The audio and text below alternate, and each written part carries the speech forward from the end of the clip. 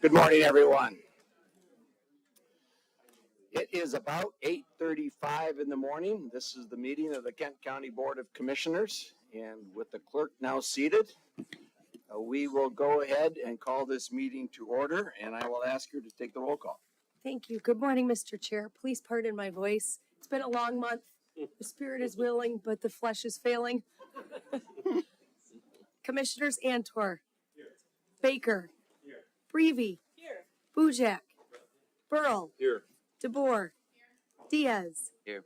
Vice Chair Green, Commissioners Hennessy, Hildenbrand, Kallman, LeGrand, McLeod, Merchant, Oliver King, Pakla, Here.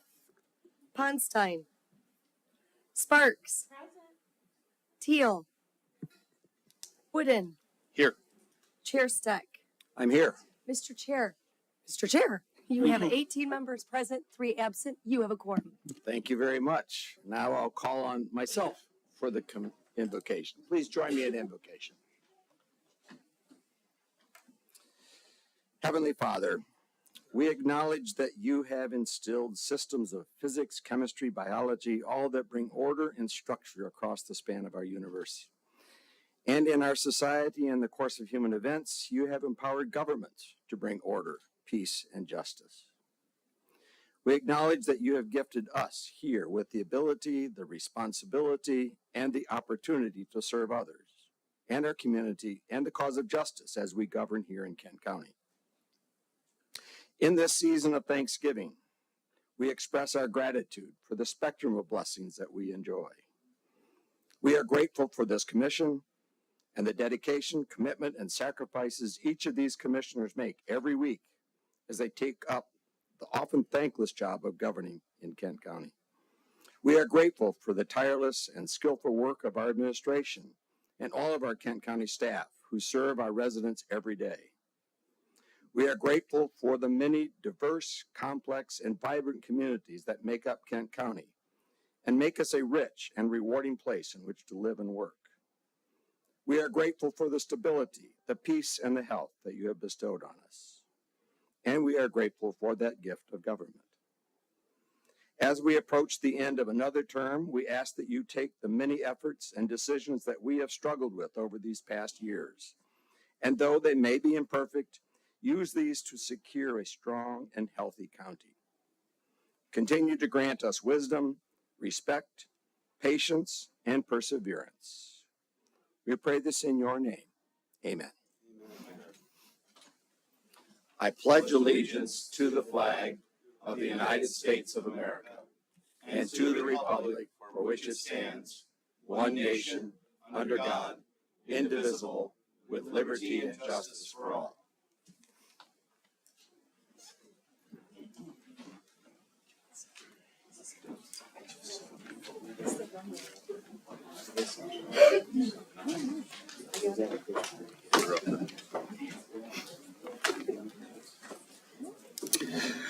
All right, we'll now move to the special order of business. I am going to move special order of business A to later in the agenda and take that up at the time of item 12, miscellaneous. Which brings us to item 5B. And somewhere out there is a prosecutor. Usually when I have to call him up and look him in the eyes, it's not a good thing, but thank you for being here this morning and presenting your annual report. I appreciate it, and I appreciate the opportunity, though I have to dispute you in your prayer. This is not the Thanksgiving season, this is the Christmas season. So, Commissioner Oliver King is in the festive spirit, as am I. I got my suspenders on, so we're past Thanksgiving now. You're out of order. So I'll be brief. I know you got a big meeting here today, but in terms of our review, I wanted to start off by doing these things that we're showing what we're doing in the community, because I think that's a big thing. For the last, when I got elected in 2016, I'm trying to be more forward facing into the community, because I think that's important. The traditional idea of a prosecutor is we're just trying to put notches on our belt and throw people in prison, and that's not what we're doing. And so I've got a selection up here of things that we are out there in the community doing, be it Rock the Block, the Kids Food Basket, National Night Out. We do our Victim Impact, Victim Rights thing. We also have the D-Van, Ellen Formador Backpack event. We're always trying to be out there and be a part of the community to show that we care. That's what we're trying to do in our job. We're not just trying to throw people in prison because we know that's a huge impact on people. But I'm asking you if we've done this for 8 years. We kind of get in your rut in terms of doing the same events all the time. So if you have stuff in your community, your jurisdiction, let me know about it. I mean, we're not as big as a sheriff's department. We can't get out to everything, but I do try and do that, and then trying to do different things and getting involved to get our word out there that this is what we do and this is what we're trying to be a part of in the community. But getting into exactly what we do, priority 3, excellence in service delivery and doing some unique things I wanted to focus on that we're really doing in the community right now is our domestic violence court. Our domestic violence court finally started this July. End of July, we finally got it going. We really appreciate the ARPA money that you did provide for that. It's really a unique program. I got the numbers. We're right now in 61st, we're going to 61st District Court and 62B District Court. 61st is the city of Grand Rapids. Right now, we've got about 6 participants in there right now and about 13 pending review, 13 pending to get in there. We've reviewed about 37 applications, and that says, well, that's pretty low. This is a treatment court model, though. This is a treatment court. We're limited to about 25 in each court. So, this is, I'm really happy with the numbers that we're getting at this point in time because, it's something that's growing, and it's not like we're just taking every domestic violence case. We're trying to focus on people that we can have an impact on to change the behavior and really impact that family and that defendant as well as the victim. 62B, the Kentwood District Court's we only got 3 participants, but 11 pending. It's a little bit more difficult because 61st is all one court. We have one probation officer that she can kind of monitor everything that's going on. We're trying to draw from, it's not only Kentwood Court, but then 63rd District Court, Walker District Court, and it's hard to coordinate those things. So it's a little bit further behind, but I think we're moving forward well, and we're having an impact, and we're doing good things. We're going to Safe Haven, the Y. It's a very collaborative effort, so I'm very pleased about how that's going right now. I also want to talk about the Grand Rapids Alternative Correctional Experience, the GRACE program. I know Commissioner Baker attended one of the graduations that we just have. This is really a program. This is something I came up, thought about, but I had Pastor Gaddy with Pilgrim's Rest Baptist Church who really, provided the ability to do that coming in, and this is a kind of a last chance. I mean, these are kids, juveniles that are basically looking at the adult system. Now, these aren't it's not a murder, it's not a rape, it's not something along those lines, but we've got kids that are doing, 8, 10, 12, 15, breaking and entering, stealing cars, fleeing and looting, stuff like that, where we're kind of running out of room, what to do with them in the juvenile system. My next option is put them in the adult system. Well, I think everybody's aware that, okay, we can put them in the adult system, we can lock them up, but is that good long-term for that juvenile? Probably not. They're, it's the Michigan Department of Corrections, but there's not a whole lot of correcting. We can house them and stuff like that, but it's not the best idea. So it's kind of a last chance, intensive therapy, getting these kids in with Pastor Gaddy and his group, trying to work with the families too, because it's not just, usually it's not just the kids, it's something going on with the families. So we're really trying to a holistic approach. And it's, once again, a unique program. I think it's a good partnership, but it's something that we're doing to try and give these kids a chance. And it's not 100% successful. We've had some success stories. I think you heard about one. She's graduated. She's now a freshman at Ferris State University. Great, but we've had some kids that have fallen off, and then I will charge them as well. That's the last option, but we will do it if we have to do it, and so it's a program. I know this program's going on for a while, the Youthful Sexual Offender Program, and it's how old it is. It's still got David LeGrand is representative, and that was 4 years ago now. But this is when it started. We probably should update the brochure a little bit, but this is kind of taking from the Adolescent Sexual Offender Treatment Program. So this is something we have for juvenile offenders, and we said, well, why can't we do that for those the kids who become adults? At the time we did this, when we started, 17 was an adult, and so at that point in time, if you're 17, you have sex with your 15-year-old girlfriend in high school, that's a 15-year felony, and not only is it a 15-year felony, it's a mandatory prison sentence. And does that make a whole lot of sense for? I'm not trying to judge morally. I'm not saying it's a great thing you should have sex when you're 17 and 15. But should somebody go to the Department of Corrections and then be put on the sex offender registry for that, for a completely consensual act? So we try to replicate what's going on in ASOTP and YSOTP for 18 to 25-year-olds. And it's a unique program. Once again, it's getting them treatment, getting them into a programming. One of the key features here is victims have to agree. So we have to get victim approval. So it's not just we're ramming this through. The victims, and generally victims are, in a consensual situation. This is a boyfriend, ex-boyfriend, something along those lines, and they're willing to go along with that. And it's not like it's just treatment. We dismiss the charge. We're getting them into treatment. They plead to a sex offense. They go through this program, usually between a year and 18 months. And then if they successfully complete, we get them off the sex offender registry. We plead them to seduction. Seduction is debauching an unmarried woman. It's still a crime here in Michigan. It's a 5-year felony, but it's not on the sex offender registry. So it's something they're still being held accountable. They usually get HYTA, the Holmes Youthful Training Act. So they're getting a conviction, but it's not going on the record. They're getting the treatment and they're moving forward. We've had about 88 participants in that. We've only had 11 failures, if you will. We couldn't get them through the program. And I just did the numbers, and we have not had any sex offenders repeat. And I think that's the biggest thing you take away, that's what they're treating, and they're not reoffending as we're moving forward. I always like, everybody likes dogs, and this is kind of more maybe an internal thing that we're doing. We're bringing in shelter dogs on Friday. My juvenile APA said, hey, kind of just for mental health for our staff, we deal with some difficult things. And the shelter dogs, if you read what's going on at the shelter, they need respite. These dogs need respite. So we're bringing these dogs in for a half a day on Friday afternoons. As you can see, it's great for the staff to come over and pet them and have a good time with them. But on the other hand, it's also good for the dogs. They get some a little break. And I think we put some on Facebook, and all the dogs that have come in have been adopted. So it's kind of a win-win, I think, for everybody here. But it's kind of a fun little program, and obviously it's very cute. And the dogs come in quite a bit, and it's a nice program. With that being said, I think the high quality of life, one of the things, it's not all, rainbows and unicorns and stuff. One of the biggest things we have to do is we still hold people accountable. I mean, the prosecutor's job, while I say it's not our only job, we have to put people in prison. People do bad things, and we're holding bad people accountable. And you can see some of the headlines over the past year of cases that we have handled, whether it be going to trial or plea bargaining. Brandon Ortiz Vite, that made national news in terms of getting involved in the presidential election. He pled guilty to a homicide, 39-year sentence. We have a nice partnership with the sheriff's department. Once again, they're switching over to having animal control housed within them. We had a nice partnership with them. We have a woman who was caught with 27 dogs. We got her a jury conviction on that. So we're holding people accountable. So it's a blend of both.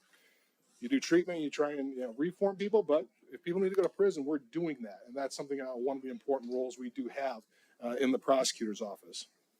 That also leads to more things, and kind of leading into my biggest point here is you see what's going on. It's not just a criminal docket, it's our appeals docket. We have 4 attorneys who are dealing with appeals. You can see just year to date, they were already over year to date. When I did these numbers, it was November 20th, 2024, so they're going to go up.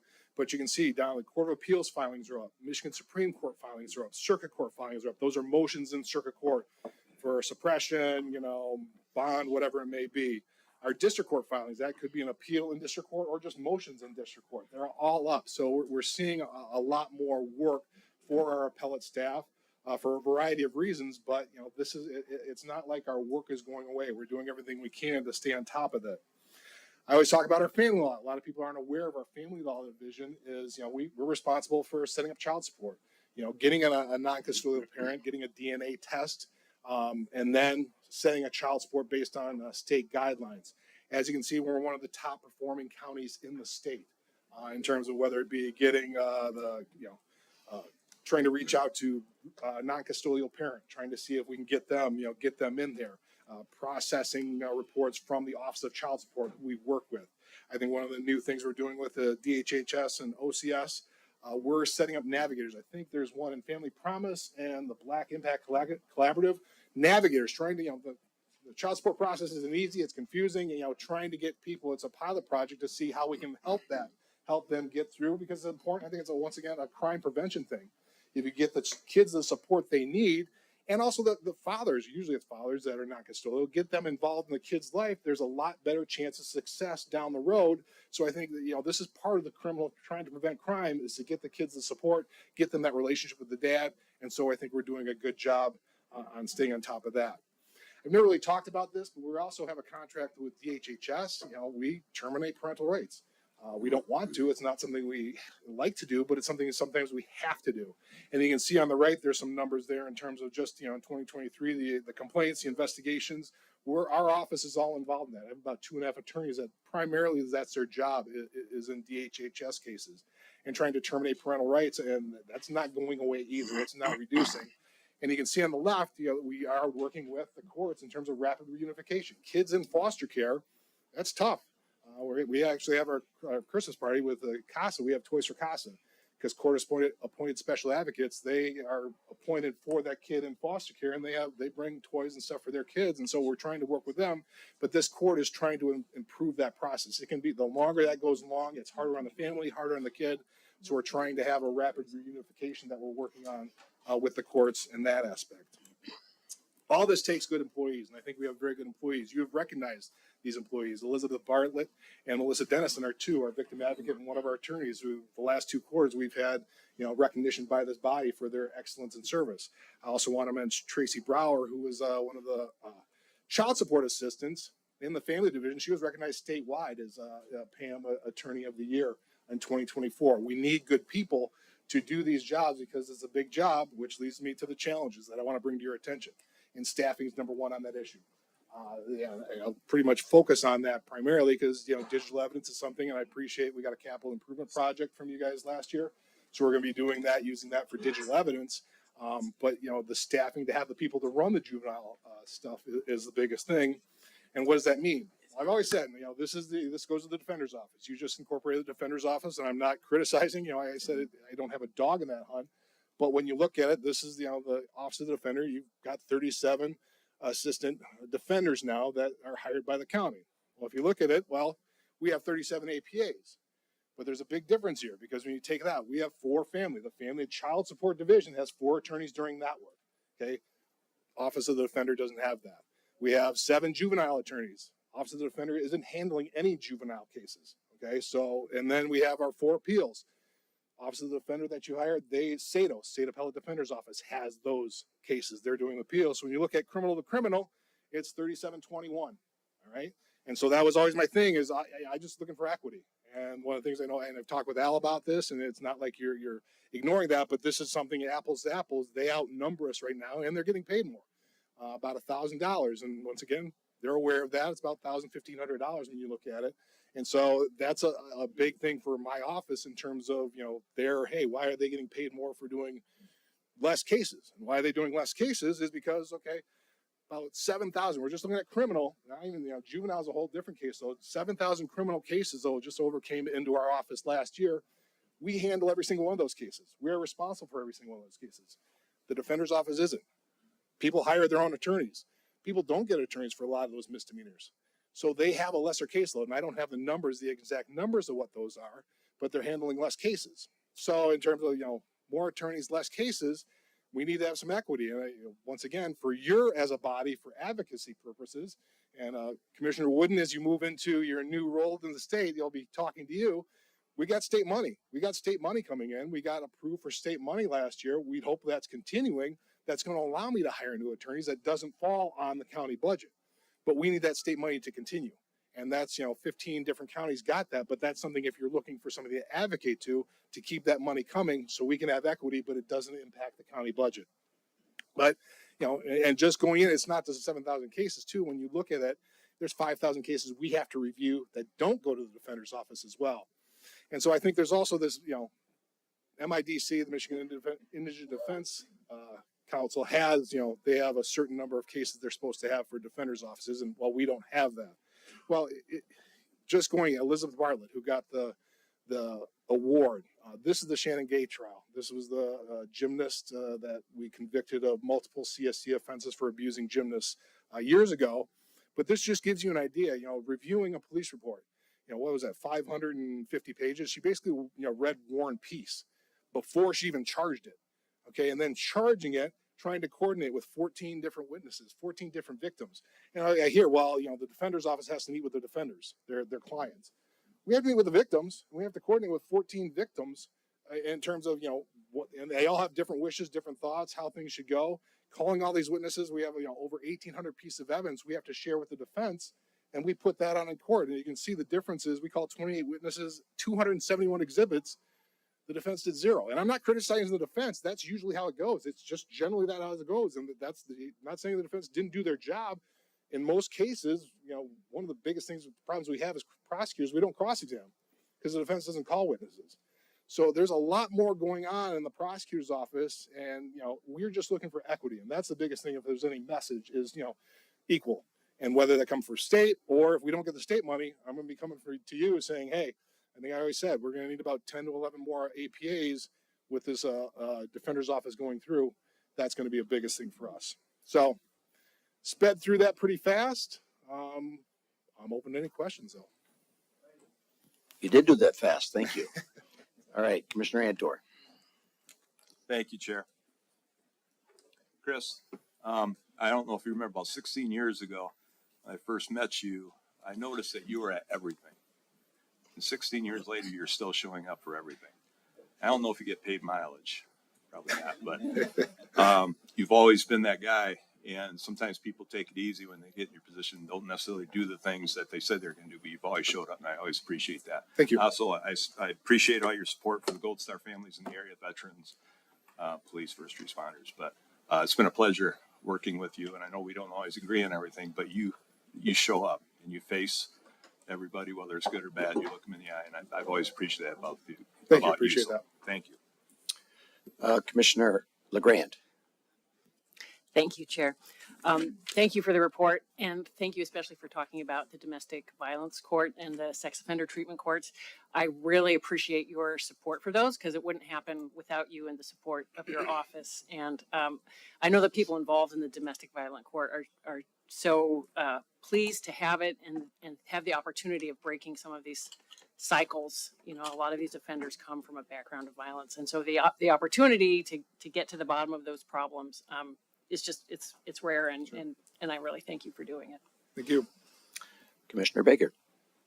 Yeah, I just want to follow up on what you were saying. I think that it's been really important to get to know your work. And when I left the Grand Rapids Public Schools to come here, finding ways to work with youth who were engaged in not going the right direction, I got to know a lot of organizations on the Southeast side that work to help youth, and they all work with you. And that's how I got to know them. That's how I got to know you. Commissioner LeGrand and I are working on another community initiative with you to support. And I think it's really important that people know that. And I just want to really reiterate the work that you did to help that young woman who went to Grace through Pastor Gaddy's program and is now at Ferris, that the public could have been investing in her being in the prison system, and now they're investing in her getting a college degree. That's remarkable, and it's the work that we kind of do, and it just shows that there's a public benefit to justice and caring in the community. And I really appreciate your engagement. I say the same about the sheriff's engagement. When I go to places to talk to people who are concerned about what's happening in the community, concerned about young people, they're working with you, and I appreciate that. I try to. Thank you. Commissioner Green. Excuse me, Vice Chair Green. Thank you, Chair. Just to piggyback on what Commissioner Antor said, just to really commend you for your work, Chris. Probably one of the hardest working people I know in government at any level. And I was telling somebody else the other day, talking about you, that there's probably not enough money in the world to pay me to want to do the job that you do. So thank you for doing it, for working as hard as you do at it, and for all the innovations you're doing in your department, kind of above and beyond the narrow scope of the law in order to, make things better than what you're obligated to do. So just thanks a lot. I appreciate it. Commissioner Sparks. Thank you, Chair. I always smile when I see you out in the public, because you are in every community. You break the stereotype for Kent County, and I don't know if you realize that. We were at the Safe Pitch, and these, I don't want to call them gang banger kind of people, but they came up to you and they hugged you and you hugged them, and they were talking about some of their, activities that were positive activities. So they call themselves a gang. So that's why I say it like that. But you don't back down, and we appreciate that in Kent County. You're strong. You make us look good, but you are tough on crime, and you're looking for ways to make sure that our community thrives together. Because when people are in situations, sometimes they're young and, not as wise, and sometimes they are, you know, full of bad things, put it that way. We appreciate you, and we want you to know that we see you all out and about, and even in our Black communities, you're very strong and very respected. I do have a question that I'd like to ask. I'd like to ask, what are some of the reasons that people are failing out of those programs? It doesn't sound like there's a lot, but what would be some of the reasons? Well, yeah, is, you know, going to the GRACE program specifically. I mean, these are kids. It's hard to break habits. I mean, you know, it's just like, you know, you do in your own life. You know, trying to, you know, quit smoking, stop eating sweets, whatever it is, and they get into, you know, criminal habits, if you will. And then it's the environment where they're coming from. You know, going back to the same groups that have bad influences. I think you know, and we'll see that the kids that graduate, we had like 3 that graduated with outstanding. You know, saw them at the graduation. They're on the right path, and then they get out of that structure. And it's hard to, you know, they go back into the same. And that's why I think Pastor Getty is really looking at how do you impact the family now. It's not just a kid. You got to get in that family and change the family too. So just getting in the back in those bad situations again, and you fall into the same bad habits, then, you know, it's no different than anybody else. Commissioner Diaz. Thank you, Chair. Prosecutors, good to see you. I did have a couple of questions. Specifically when it comes to the challenges that you mentioned, staffing, digital evidence, juvenile system, you're alluding a lot to funding, where that funding is coming from, and the potential to not have that burden be placed only on the people of Kent County. And given the fact that our state has a flat income tax system where people, regardless of how much income they have, pay the same tax rate, do you think that changing that system to a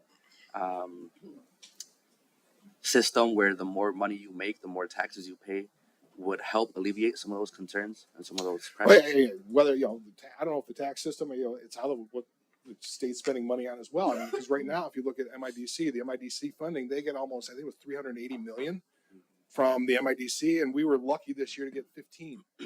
So, you know, it's not just the money coming in, it's how you spend the money that's already in there. So I don't say, you know, whether increasing tax or what taxes are. I think it's, you know, you got to make priorities and priorities at the state level and how you're going to spend the money, and whether you, how that happens. You know, a lot of the juvenile stuff. I mean, a lot of the juvenile stuff we're having the challenges because state law is being changed in Lansing in terms of what we can do with juveniles, and that's going to fall on how do we manage this locally.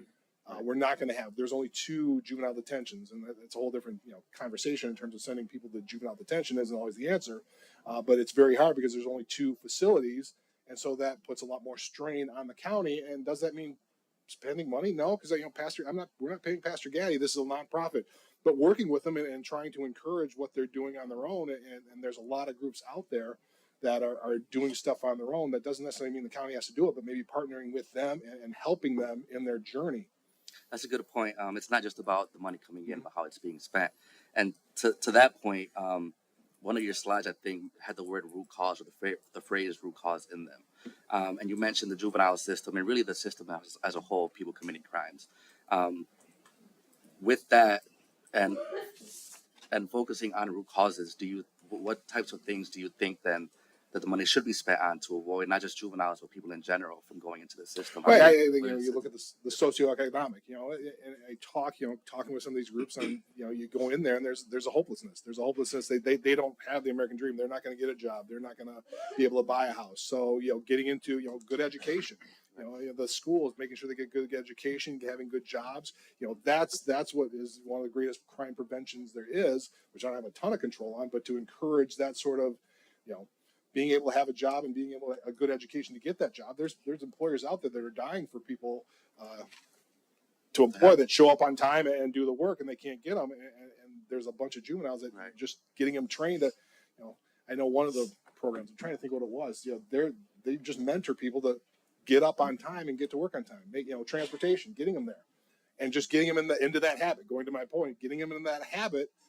That's a huge thing. But if you don't have that habit, you can have all these, you know, you can have jobs, but if they're not going there, they're not educated to do them. That's a big issue. Right. So it sounds like you're saying things like guaranteed access to healthcare, to education, housing, a safe and clean and healthy environment. Things like that would do a lot more to impact the long-term root causes of these. Oh, types of things.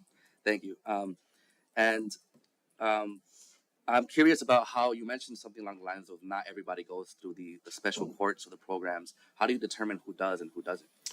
I mean, that every court's different. Every court has different criteria. You know, the task court, there's mental health, so you have to have certain mental health things. You know, for the domestic violence court, we decided not. You know, we're not doing domestic violence thirds. You think, well, domestic violence thirds, but you know, once again, getting in the habit, some of these, a batter is, you know, we've got 2 convictions. There's usually probably 30 other times they've battered their spouse. You're not going to break that cycle by the DV third. So we're trying to look at maybe a DV second, you know, getting involved there, or assault strangulation, which is, you know, you're taking it maybe a first time, but you're taking it to the next level. Domestic violence is simple, a hit, push, or shove. But if you're choking your partner, and it's an intimate partner, if you're choking your partner, that's taken to a different level. How do we intervene in there, because we don't want somebody to die and something like that? So it's, you know, various criteria, but that's what we're looking specifically in domestic violence court, is how do we really catch people before they get into those really bad habits that we're not going to be able to break. Yeah. Thank you. And lastly, earlier this week, the Michigan Supreme Court rejected an appeal by the former police officer who killed Patrick Lyoya. That family has been waiting for justice for over 2 years now. I want to thank you for your work on that case. Hopefully, now that I believe the last appeal hopefully has been There's no such thing as a accepted. last appeal. Yes, well, for now, I suppose. I hope that the case can move along more quickly than it has been. And again, thank you for that work. This is my last meeting, and as I mentioned earlier, I look forward to connecting with you after the new year to talk a little bit more about what systemic changes need to happen to make your job easier and our community safer. Thank you. All right, Commissioner DeBoer. Thank you, Mr. Chairman. Prosecutor, I just want to say we're very blessed to have you, and we're very thankful for you here in Kent County. Thank you. All right, if there are no other comments or questions, thank you again, Mr. Prosecutor Chris. I appreciate you being here and everything you and your department do. Thank you. So I thought I had a brilliant idea of moving the commissioner acknowledgement to the end of the agenda, and I'm now realizing we probably have some family members here to observe that, and that was probably not fair to them because they saw the agenda and anticipated it would be different. So if you allow me a little flexibility to undo myself and go back to the original agenda's call, and we will now ask a number of our commissioners to join me and Al at the podium. We do have 5 of our commissioners who will be leaving us at the end of the year. That is a lot of drain power to leave and lose in one swoop. So we certainly want to spend some time to just acknowledge you for your service. So please join me, Commissioner Diaz, Commissioner Baker, Commissioner Wooden, Commissioner Breedy, yes, and Antor. Thank you for coming back, by the way.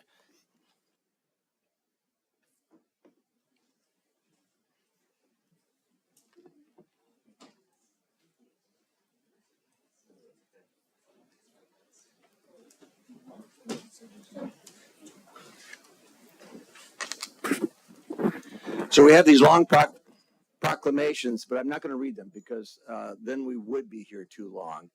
But I would like to present a proclamation to each of our departing commissioners. And I will start with Commissioner Diaz. Commissioner Diaz has only served 1 term, but he has been an individual who brings an important perspective and ideas to this board. And I will say that I think he is the one commissioner who has the most referrals to Robert's rules of any other commissioner. So congratulations and thank you so much for your service.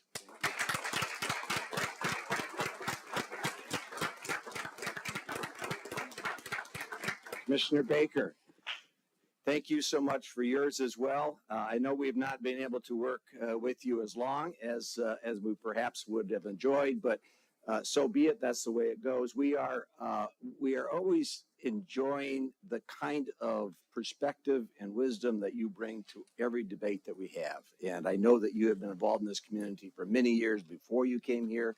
I have no doubt you'll continue to be involved in the community hereafter. And we are blessed by having you here while you were here. So thank you so much for your service. Commissioner Wooden. So Commissioner Wooden and I did the ARPA battles. You might recall those for many, many months. And I learned through that to respect, to honor his ideas, his perspectives, and really, while we are both preachers' kids, we do have our political roots in different ground, but I really respect what you are able to do on behalf of the community and on behalf of this body. And I'm looking forward to what you're going to be able to do in your next stage. Thank you so much for your service.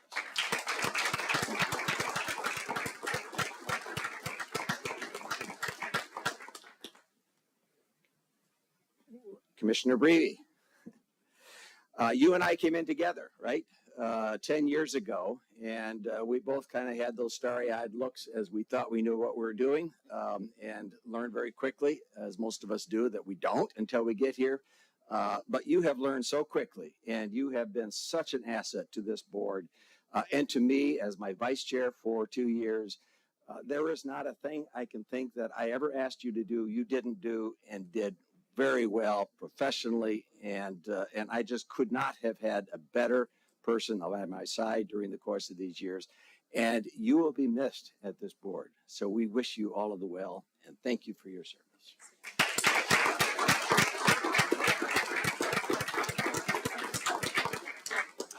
Commissioner Antor, when we came in, you were already here, seasoned. I think you've been here 16 years. So one of the longest standing commissioners in this board. You always bring a perspective, a passion, particularly a passion for veterans issues. It's enjoyable as I sit here at the center. I always know when I look to my right, I can count on you, and I look to my left, I can count on Commissioner Diaz to make sure we have the full spectrum represented at this table. It has been a joy to work with you over these years, and I certainly wish you all the best as you go forward. Thank you for your service.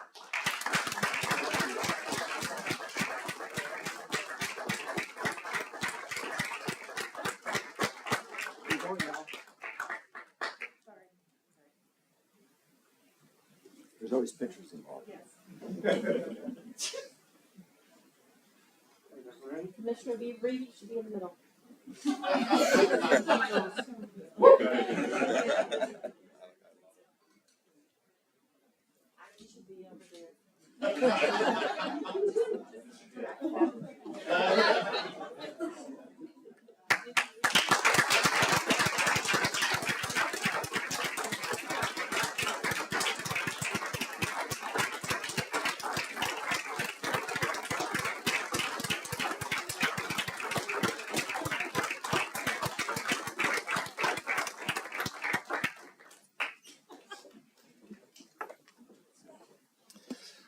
Thank you for allowing me to flip-flop on that one. And to continue the pattern, I'm also going to flip-flop 8A and 8B. We're not there yet, but just so you know. Now, we're up to public comment. This is our first opportunity for public comment. If there is anyone here from the public that wishes to address the board on matters that are on the agenda only at this time, there's a second opportunity to identify and talk to us about general jurisdictional matters, but this is for agenda items only. If you wish to do so, you will please identify yourself by name, your address, and you will have up to 3 minutes. I believe we used a sign-in card this time, so I will go through the sign-ups first, and then at the end of that, if anyone else still wishes to address us, you may do so then. Thank you, Mr. Chair. Up first with card number 1, Janet Zahn. On deck is number 2, Amy Hinman. Good morning. Good morning, commissioners. My name is Janet Zahn. I live at 222 Richards Avenue Northwest. I am a neighbor of the zoo by a few blocks. Here to speak just briefly about 2 things, though thinking I was only talking about the zoo, but it turns out when I looked at the agenda, I also would like to make a comment briefly about the choice of Live Nation as going into a long-term contract with an organization with a horrible reputation and which is also being sued by the government as a monopoly. It feels like a bad choice there. No more said. But with regard to the zoo, I come as a neighbor, but also as a co-chair of the Grand Rapids Climate Coalition. So I'm looking at the environmental justice issues around the zoo's plans for adding to its parking situation, and knowing that every time we reduce green space instead of adding to it in our community, we are adding to the burden of environmental justice. And we spend a lot of money and a lot of time adding trees and looking for ways to make this a greener city. The zoo has a long reputation of doing a lot of things really well in terms of sustainability in the environment. They've changed many of the animals' habitats to be much more natural. They have reduced the use of water and pesticides and use a lot of mostly native plants in the habitats and around the area surrounding the habitats. Many things are doing very well. But when it comes to this new plan for how they're going to accommodate the zoo's growth, it feels like they've not done things very well at all. I sent an email last night, and for those of you whose emails don't get blocked, you probably had a chance to read that from me, and I have since received additional information that I felt I wanted to adapt my comments there. It feels like the newest iteration of the plan is perhaps the best we can do right now. I appreciate all the work that's been done by members of the commission to hold the zoo accountable to doing things in a better way. I guess the one thing I would say is I think there's a big systemic problem with the zoo in terms of its structure, how it operates, and it's not doing a good job of interacting with the community who is impacted by it and spending too much of its effort looking at the bottom line and how it can just grow. So I think that all efforts should be made to improve the infrastructure of how the zoo operates, how it can account to the county and the relationship with the county. Thank you. Thank you.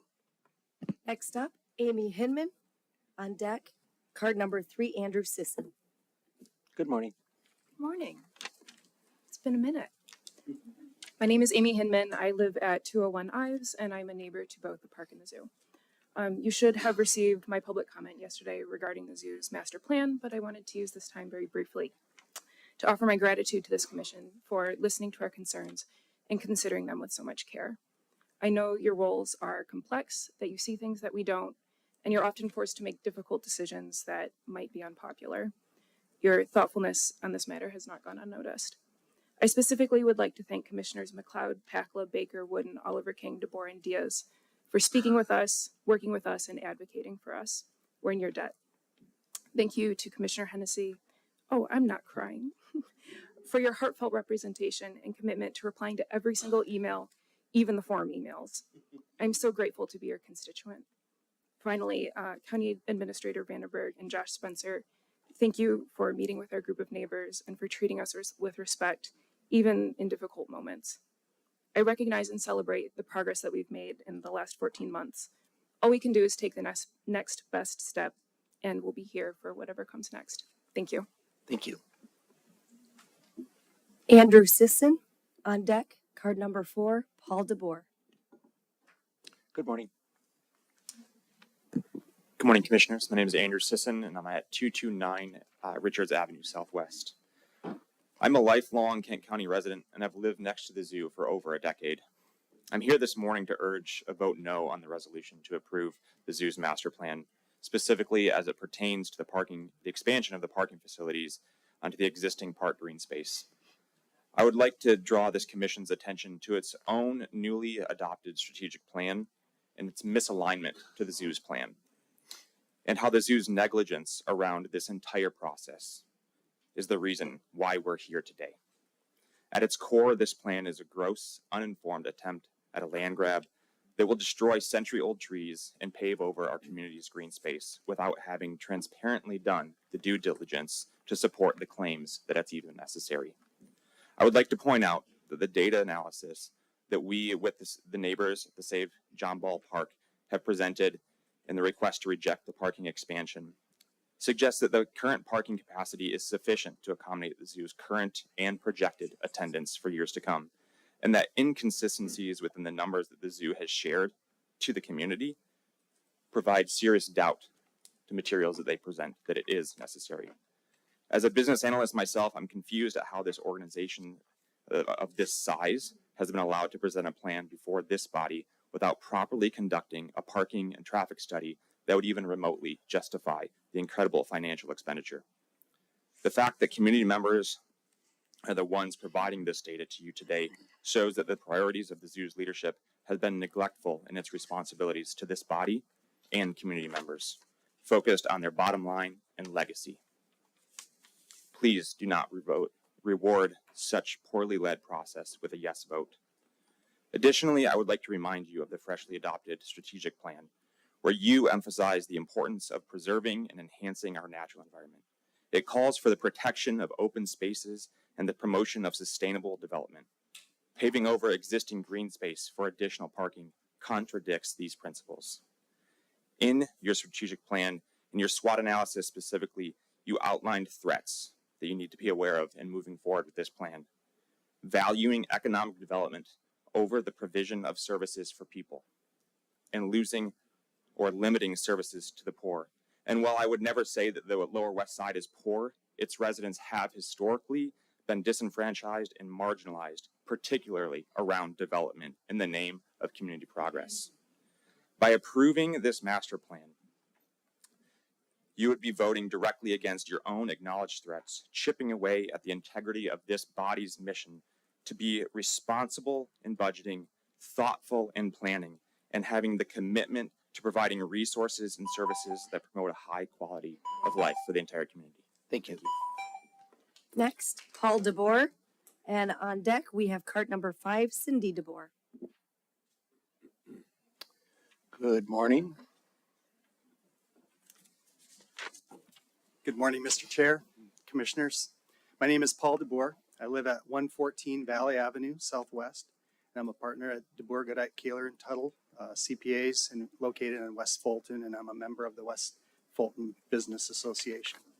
Thank you for serving our community and representing the residents of Kent County. I'm respectfully requesting that you vote no on the 2025 John Ball Zoo Master Plan as proposed, based on the conservation of park space for our city, financial considerations, and a seemingly lack of effective communication. We can agree that the projected cost of $300 million using public and donated funds is significant and should be part of a plan that has been carefully researched, compiled, and communicated to all stakeholders. But yet there appears to be a lack of understanding and some surprise after its recent public announcement. As neighbors, we want to be excited about new exhibits and expansion, but we are surprised, concerned, and saddened by the cost that only we absorb in the form of surrendered park space that has existed for decades and is regularly used by residents and wildlife. This project has not been communicated well to the John Ball neighbors. The master plan indicates that the project includes $10 million for the reconfiguration and expansion of the east parking lot, which will add 250 additional spaces.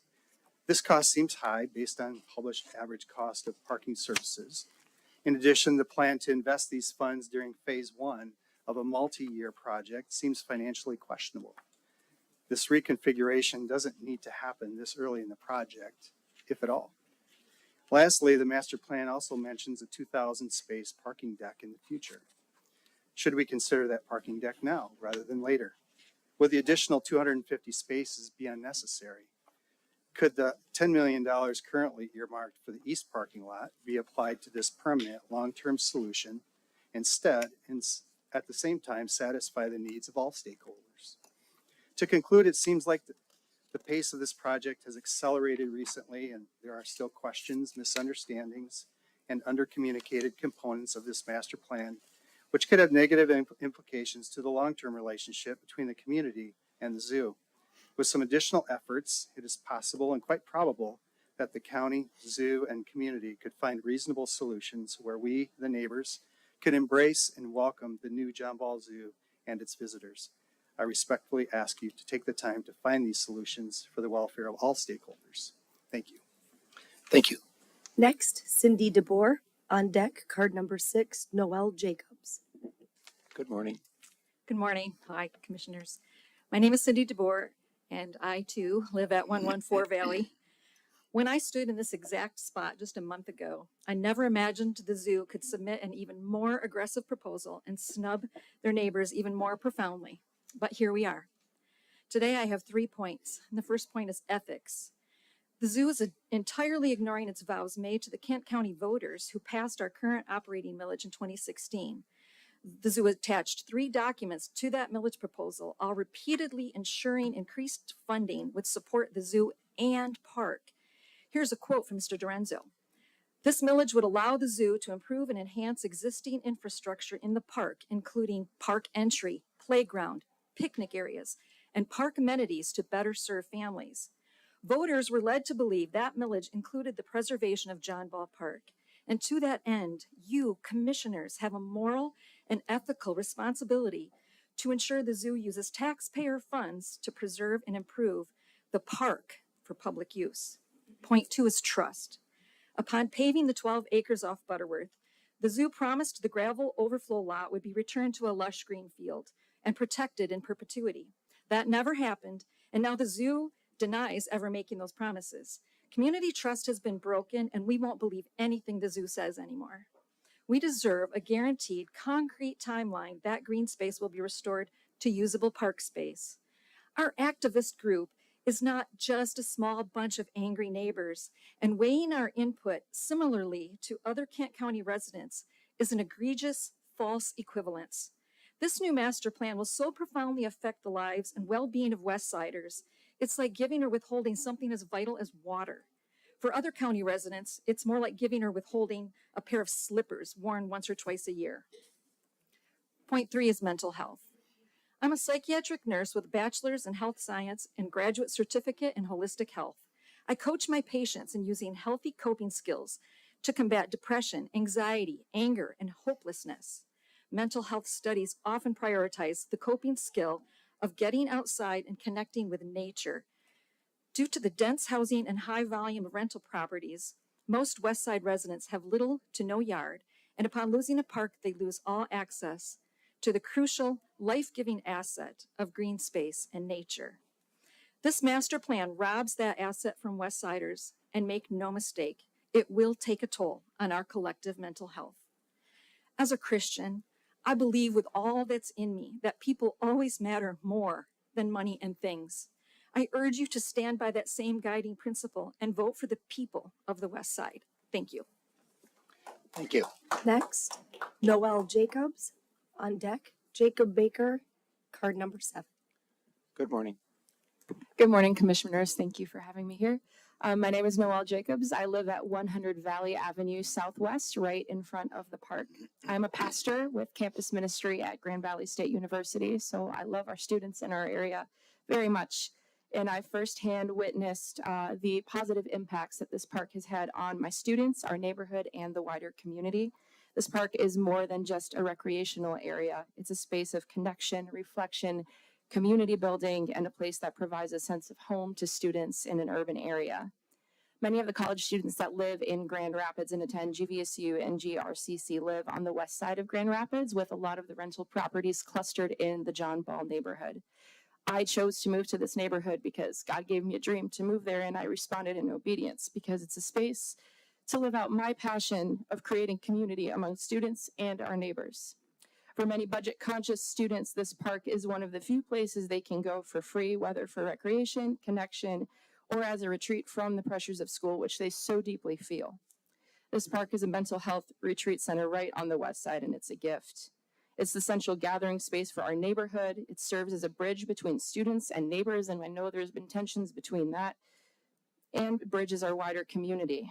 The park is a vital space for unification of our neighborhood and the diversity of its residents.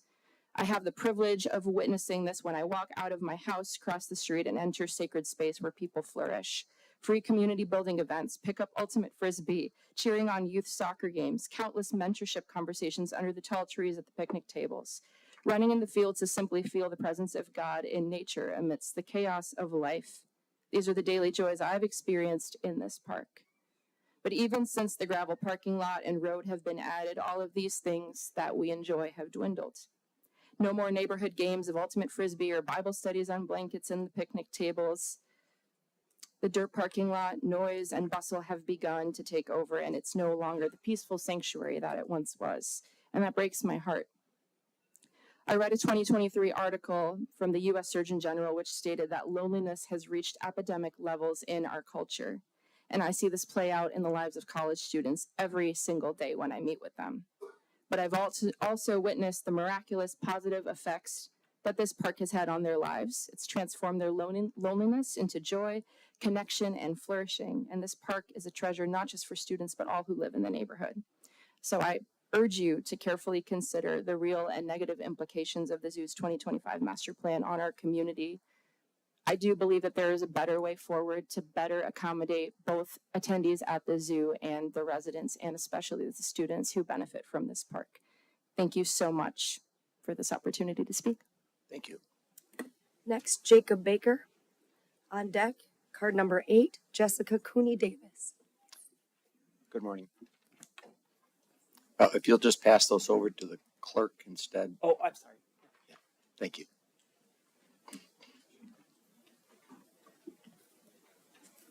Tried to save time. Bad idea. So do I sometimes. It just doesn't work for you. Good morning, commissioners. My name is Jake Baker. I live at 59 Richards Avenue Northwest. I'm a father of 3, an infectious disease physician and researcher, and also a resident of the John Ball neighborhood. I'd like to emphasize the senseless nature of the zoo's request for additional parking and ask that the county say no to the 2025 John Ball Zoo Master Plan because of the proposed parking expansion.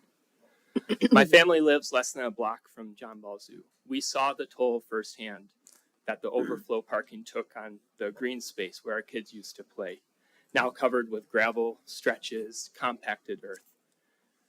So while I was saddened when the 12-acre parking lot expansion happened on the west side of the park, intuitively I could understand that this made sense. It was a step to meet parking demand for the zoo.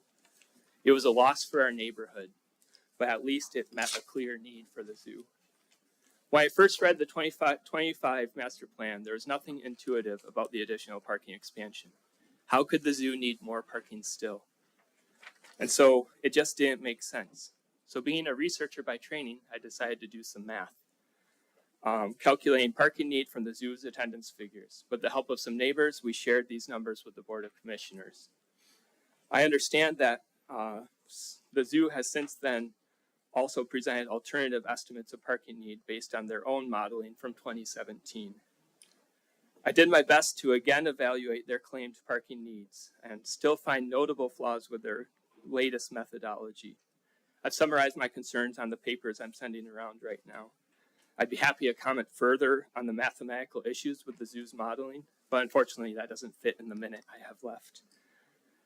The short version of it is that the zoo continues to overestimate parking need by overinflating general attendance numbers, it seems, as well as overestimating parking need by assuming low efficiency of parking lot use. Not to mention this modeling was done 7 or 8 years ago already and may not even be pertinent. And it is in conflict with their own 2015 parking estimates.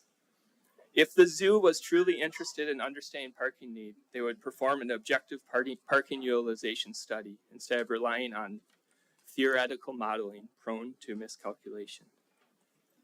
The zoo is asking the county to agree to irreversible and harmful changes to our community without objectively demonstrating necessity. Approving an unjustified, unresearched $10 million parking expansion that isn't needed but clearly harms our community, that's just irresponsible. It lacks common sense. There's no rush to move on parking expansion now. We have time to see how the 900 spot parking lot currently available meets the needs of the zoo and to find better long-term parking solutions. Thank you. Thank you. Next, Jessica Cooney Davis. On deck, card number 9, Anna Blake. I can imagine some small kids with me, they're too nervous to come up. So they're in the other room, but they need science. Good Hi, morning. commissioners. Thank you for being here in the snow and the weather. And thank you to those of you who have really worked to listen to us. My name is Jessica Cooney Davis, and my family and I live on Valley Avenue Southwest across from John Ball Park. As longtime zoo members, we are asking for the county to reject the 2025 John Ball Zoo Master Plan and its proposed parking expansion. If we can zoom out for a moment, we were speaking about this same green space earlier this year. We just lost 12 acres of park to pavement, and we were told that this would meet parking demands. So I'm trying to understand how we are all back here again. The zoo's CEO previously stood in this room and assured us of fully restored fields, berms to separate cars from green spaces, and protection against future encroachment. Last year, during the zoo's so-called community engagement sessions, posters lined the walls and displayed promises of safeguarding this space for generations. Despite clearly understanding the value of this area to our neighborhood, the zoo, without public notice, quietly submitted a master plan that actively works to destroy the park while claiming the land for their own. If the zoo no longer acknowledges this as a public park, how can they justify receiving taxpayer dollars through the 2016 millage? That millage was intended to improve the park for public use, and yet in 8 years, we haven't seen evidence of those funds benefiting this space. It's not lost on our children when playgrounds and trees are replaced by parking lots, especially when we as parents can't provide justification as to why. We deserve to be active participants in this process and need to be included in a meaningful way. Our voices represent generations of care and commitment to this space. Legally and historically, the space is undeniably a park, upheld by people and protected by clear documentation. It's time to treat it as such. I feel it's essential to publicly acknowledge the incredible advocacy efforts by the Kent County residents who have shared their love for this park. From children sending over 250 heartfelt postcards to nearly 2,000 individuals signing petitions and writing emails, the community's stance on this issue is clear. This park is more than just a neighborhood treasure. It's a well-loved space by families and visitors across the region. We're speaking out not just on behalf of our neighborhood. We're speaking as people who witness firsthand how heavily this park is used and how bustling and joyful a space it is for all who come. We are the experts who are getting overlooked when it comes to quantifying the value of this incredible community asset. The perspective should never be that we are asking for too much green space. This green space already exists. We need to be speaking about this as something we are not willing to lose. Thank you for your time. Thank you. Next, Anna Blake, and on deck, card number 10, Monica Wilson.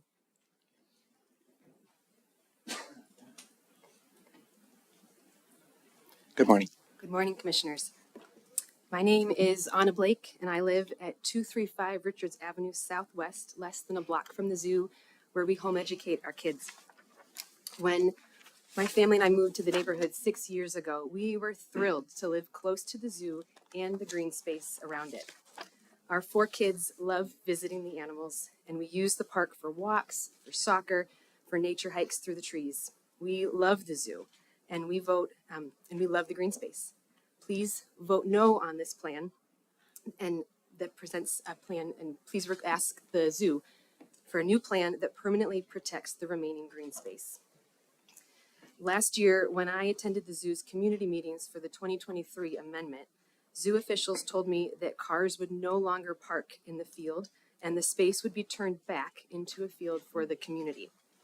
Please hold them to their own promises and protect the field along Valley. This is also time sensitive. My kids are 6, 4, 2, and 6 months. We need green space back, free of cars sooner rather than later. In 10 years, it will be too late for my kids. This plan affects their growing up years and where they will explore the natural world. The zoo's mission is to inspire their community to be actively engaged in the conservation of wildlife and our natural world. This green space right across from my street is where my kids will learn through play and exploration, as kids do best, how to marvel at, honor, and steward their natural environment. Please encourage the zoo to remove cars from the field as soon as possible and protect all remaining green space. We've already lost so much. Thank you. Thank you. Next, Monica Wilson. On deck, card number 11, Emma Garcia. Good morning. Good morning. Thank you, Commissioners. My name is Monica Wilson. My family and I live at 68 Richards Avenue Northwest. We've been there since 2017. We're less than a 5-minute walk from the zoo. I'm a mother of 2 young boys. I'm a marriage and family therapist and a homeschooling parent. My family deeply values the zoo, the playgrounds, and the green spaces surrounding it. I'm here to ask all of you to vote no on the zoo's 2025 master plan. I choose to practice therapy because I regularly get to see the importance and impact of the work that I do. I have seen and believe in the impact that even one healthy marriage in a community can have. My work, though, is only one small piece of the larger story of each person's or family's life. The quality of a person's environment is essential to well-being. Numerous studies have shown a strong positive correlation between access to green space and improved mental health. These studies indicate that adults, teens, and children living in areas with more green spaces tend to experience lower levels of isolation, stress, depression, and anxiety. Human bodies need to be in nature. We have small backyards on the west side. This is not a difficult argument to make, as we've all experienced this. Nature is restorative. Green spaces enhance social cohesion and one's ability to live in a community and take part in something larger.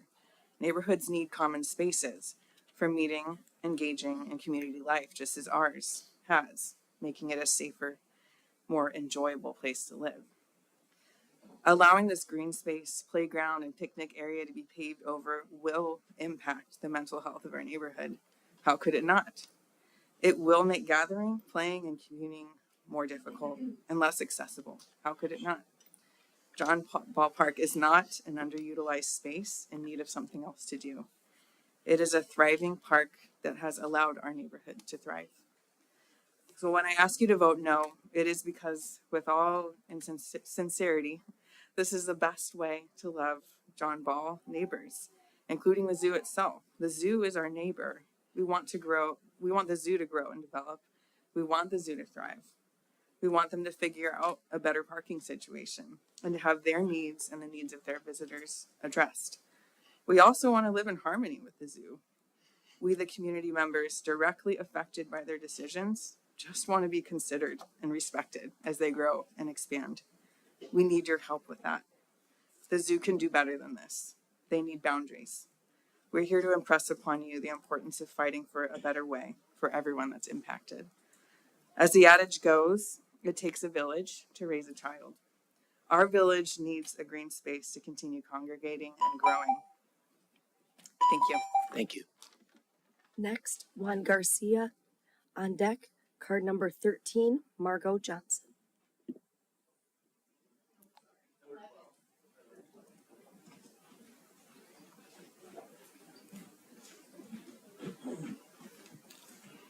Are you Juan or Margot? You skipped Emma. It was Emma, number 11. Oh, yes, I'm sorry. Emma Garcia, number 11. On deck, Juan Garcia, number 12. Thank you. All right, good morning. Good morning. I'm Emma Garcia. This is one of my wild animals who loves to roam the park. She's made a sign.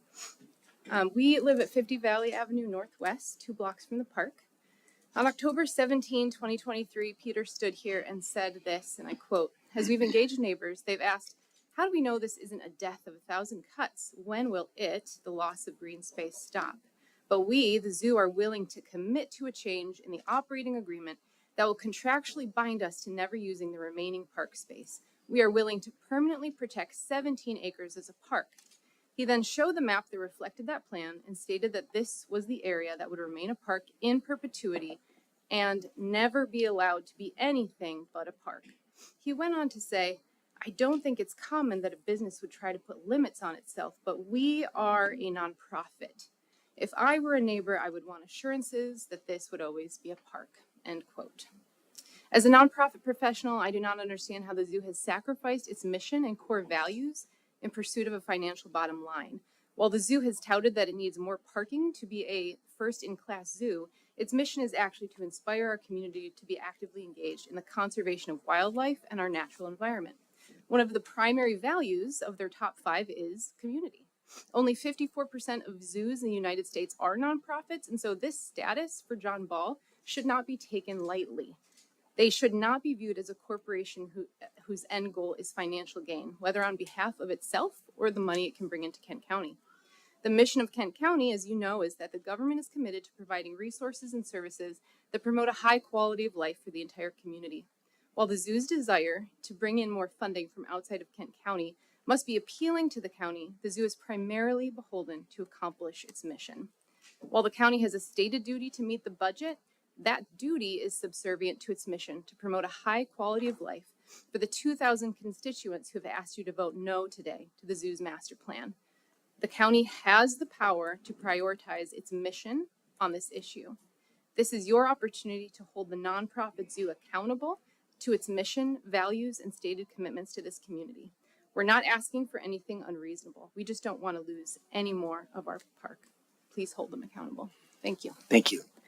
Next, we have Juan Garcia, and on deck, we have Margot Johnson, card number 13. Good morning. Good morning, Commissioners. Juan Garcia, 50 Valley Avenue. As a Southern California transplant living here on the west side, part of what has made my living experience here so wonderful has been the escape from the concrete jungle that is Southern California. And in living here, I've found just great refuge and green spaces and open air and reduced development. Now, this green space that is just a few blocks down my house is being threatened by the zoo, and the pattern of development is emerging, and the concrete jungle is now knocking on my front door. In the operating agreement of 2013 between the zoo and the county, it states in section 2.2.6 that the zoo will maintain and operate a public park in a manner reasonably designed as to not cause or create complaints from neighboring property owners, and in a manner substantially similar to the standards of public access and or use for a park with similar amenities operated by the Kent County Park Department. The inconsistencies between the county and the zoo here and the gross disregard for legally binding language in the operating agreement should give the commission immense pause before voting yes to the unjustified goals of the zoo's master plan. This has gone on long enough. The zoo keeps trying to slide major changes through without people knowing, and the county needs to use its full authority to tell the zoo no to a plan that has absolutely no financial, missional, or community-centric merit. Especially when a threat that the county has identified in its own SWOT analysis is companies or organizations stepping over people in the name of profit. It is time to say no to an ego-driven profit over people. I would also like to add that I believe that the county should be enforcing that cars not park on a county green space on our park, and there shouldn't even be an overflow lot in the green space to begin with that is risking the safety of our kids. Thank you so much for your time. And then the last thing I would like to say is just say a big thank you to all the commissioners and the county workers who have worked with us so closely. We appreciate all of you very much, and also a big round of applause to the community and to the neighbors who are doing all of this work that was necessary to make this kind of thing happen. I yield the rest of my time. Thank you. Thank you. Next up, Margot Johnson, and on deck, Kurt Repart. Good morning. Card number 14. Hi, my name is Margot Sudini Johnson. I am a resident of the neighborhood. I live on Butterworth, and I'm also the president of John Ball Area Neighbors. John Ball Area Neighbors did not receive a presentation from the zoo. We have asked them to come, and they did not want to come, and they said they will not come in the future. So we would like that changed. In addition to that, our neighborhood has been engaged with Friends of Grand Rapids Parks for an extended period of time, and we agree with their letter completely. And that is the city's goal to increase the tree canopy and also to create park spaces so that people don't have to walk more than 10 minutes to get to a park. This plan defeats that completely. We need our green space, especially in this particular area, because we're surrounded by highways. And it blocks much of the environmental issues as a result of that. So we need our green space. In addition to that, when the property was transferred to the county, there was a agreement that this park, this historic park, would remain. We need our park. And the amendment that was passed earlier this year about, and I know it was voted for by many because it at least gave back some green space, still has not been returned to green space. And the new plan, at least the last one I saw, actually reduces the amount that was that the commissioners previously voted for because they wanted to return some green space. You have the power to approve or disapprove this this plan. Profit over people is what we've been hearing consistently. Profit over environmental preservation seems inconsistent with a zoo's goal. And we would like you to vote no on this. And I too would like to thank the people who have been involved in working with our neighbors as to what the priorities are and to help them retain some of their quality of life. And most importantly, I want to thank the neighbors for coming up and voicing their position. It has been consistent and it's consistent, and the word is they consistently have not been listened to. We hope you do. Thank you. Next up, Kurt Rapart on deck. Dale Bergman from Sparta Township, card number 15. Good morning, Commissioners and Administrator Vandenberg. My name is Kurt Repart. I served as a city commissioner here on the other side of the building for 5 years. Also served on the board of West Fulton Business Association for 12 years and was on the John Ball Zoo CEO Advisory Council for many years prior to Peter's arrival. For 20 years, I've tracked every change that the zoo has made over the course of 3 CEOs. And my wife and I and 2 kids live right on the park at 1232 Park Street. I love the park, and it was my refuge during the pandemic. It's wild to me that a change this large doesn't have to go to the Grand Rapids City Commission or Planning Commission for approval. And so therefore the community, my neighbors, we're relying on you to listen to our concerns and to push back on the zoo, to tell them that their plan is unnecessarily aggressive and ask them to grow at a pace that honors the neighborhood. This plan doesn't honor the neighborhood. It's a suburban solution for a unique urban neighborhood. The city of Grand Rapids just released their master plan, which calls for more trees, transit partnerships, adding green space, and moving away from surface parking lots. You have the ability to ask the zoo to come in alignment, which is in the city of Grand Rapids, to the city's master plan. 1 year ago, you approved the 2023 amendment. And I'll say to you that even that amendment cut deep already. That wound is still fresh for us. And now this is coming forward, a broad solution to an acute problem, one that does not demonstrate creativity. Here's the reality. When I sit on my front porch and I look out at the park, most of the time I will look at a completely empty parking lot. Maybe I should buy some rollerblades, I guess. I have sat in the seat that you're sitting in now as a city commissioner, and our neighborhood is experiencing incredible pressure. There's an amphitheater, there's a soccer stadium, there's 3 towers with hundreds and hundreds of apartments. You could make these things all work together in order to avoid hardship for the neighbors.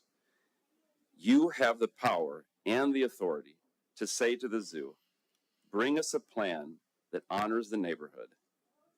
Bring us a plan that is aligned to the city's master plan in which you reside. And bring us a plan that's been informed by the community.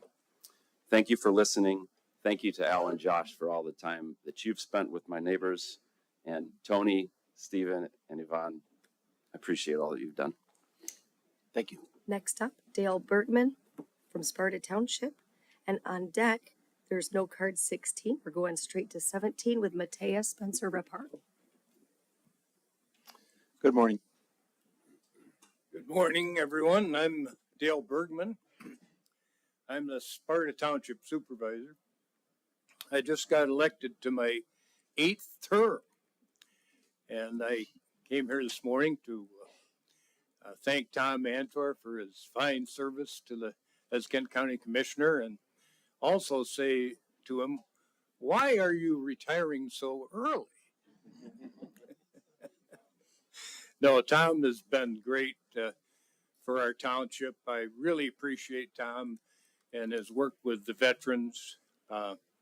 He's organized the Freedom Cruise for so many years, and it's been so successful.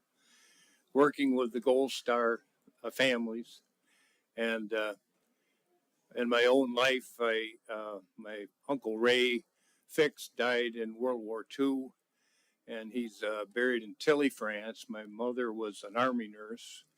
My father-in-law served in the Army Air Corps, and there's no higher thing you can do than respect the military and the veterans and those that have given their lives really for our freedoms. And Tom has been very excellent about doing that and never forgetting the veterans. And we really appreciate it. And also, Tom has always tried to preserve farmland. In Sparta Township, we're blessed with the type of soils and topography that is unique. Clay soils, clay loam soils that hold the moisture, which is very unique, and also has a higher topography elevation to particularly grow fruit. And we're actually one of the leading areas for fruit production in Michigan, and we're also world renowned. So thank you so much, Tom. And just don't think about running for supervisor. That's all. Thank you. Next, we have Matea Spencer Repart.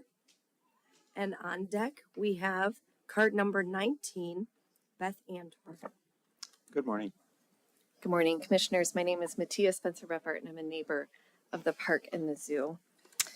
I submitted a public comment in writing, and so I don't have much else to add to all the amazing and powerful comments that have been offered by our community members. Please listen. So today I want to use my time to express some gratitudes, first to our beautiful community, and so many that have written, submitted comments, and spoken up. I hold gratitude for the tireless work of our park leader advocates, Amy and Tina. They are incredible. And it's been a long haul, and we wouldn't be here without them. I also want to thank County Administrator Vandenberg and Director Spencer. For the past year, Al and Josh have hosted numerous conversations between neighbors and zoo staff. And commissioners, my experience with your administrative leadership has been one of deep mutual respect. As we've chosen to see each other's integrity and humanity, acknowledging that we're all wrestling to do the right thing by our community. They've often surprised me if I've experienced being heard, listened to, and met with responsiveness. And they even came to meet us in our neighborhood. We do not always agree, and I have felt deep anger and sadness and grief around the developments of the zoo and the park. We've sometimes been angry and frustrated with each other, but as a wise elder said, it's not a real relationship until we get mad at each other. And we hold a commitment to build trust and do work in relationship, which is the foundation of a vibrant community.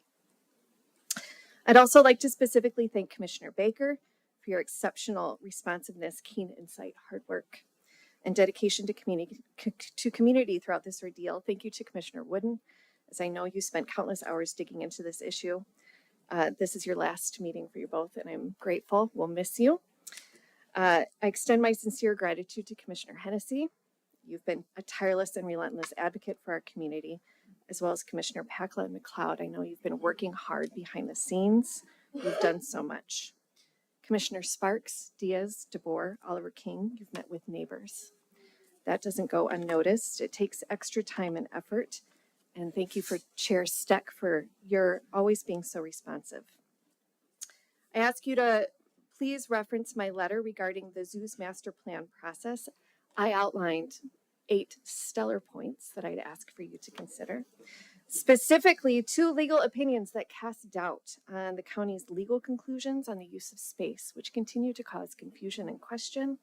According to the rigorous legal analysis offered by 2 separate firms, there is nothing prohibiting the county or the zoo from preserving the park space and enhancing it. Thank you very much for your time and for your public service. Thank you. Next, we have the First Lady of the Second District, Beth Antor. And on deck, we have Jalen Giroux, card number 20. Good morning. Good morning. I'm Beth Antord, 9341 Lawbach Avenue in Sparta. I want to thank Commissioner Antor for his service. There are very few people that I voted for that I would vote for again and again and again. And he is one of them, along with President Trump. You are truly Dave Ramsey before Dave Ramsey was Dave Ramsey when it comes to your fiscal responsibility and your integrity. I wish more politicians were, and I don't even want to call you a politician because you're not. You're just a public servant.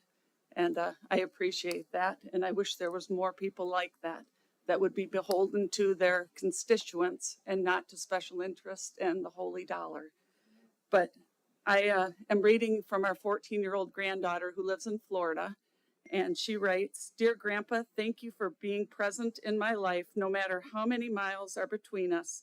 Thank you for always taking on interest in my running and anything else I have going on, no matter how big or small. And most importantly, thank you for teaching me to think outside the box and stand up for things that are important to me. Some of my earliest memories are visiting your house and playing the games that you came up with. Though these are not the games that you would expect an 8-year-old to be playing, my favorite was Interviews, the game you originally played with my mom and aunts. You never went easy on me, and most of the time I didn't even make it through the interview process because I messed something up and you told me you found someone else to fill the position." And I don't know if this is how you meant it, but anytime I have an interview or make a presentation now, it comes naturally because all of the practice I had was with you.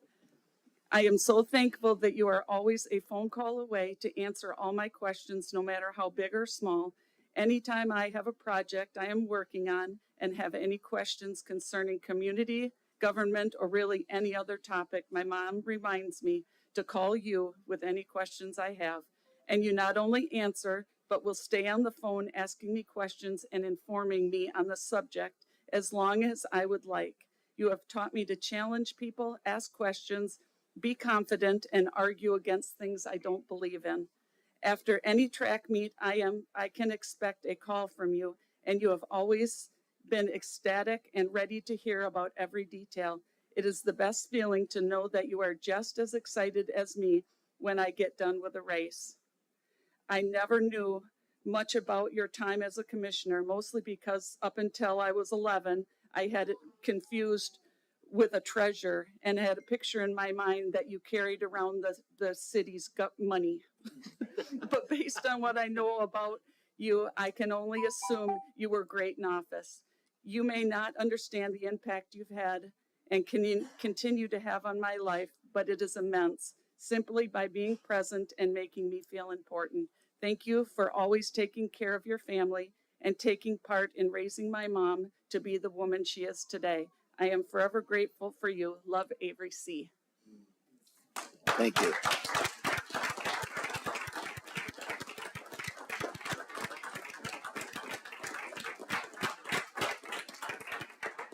Next up, Jalen Giroux, and on deck, card number 21, Dave Giroux.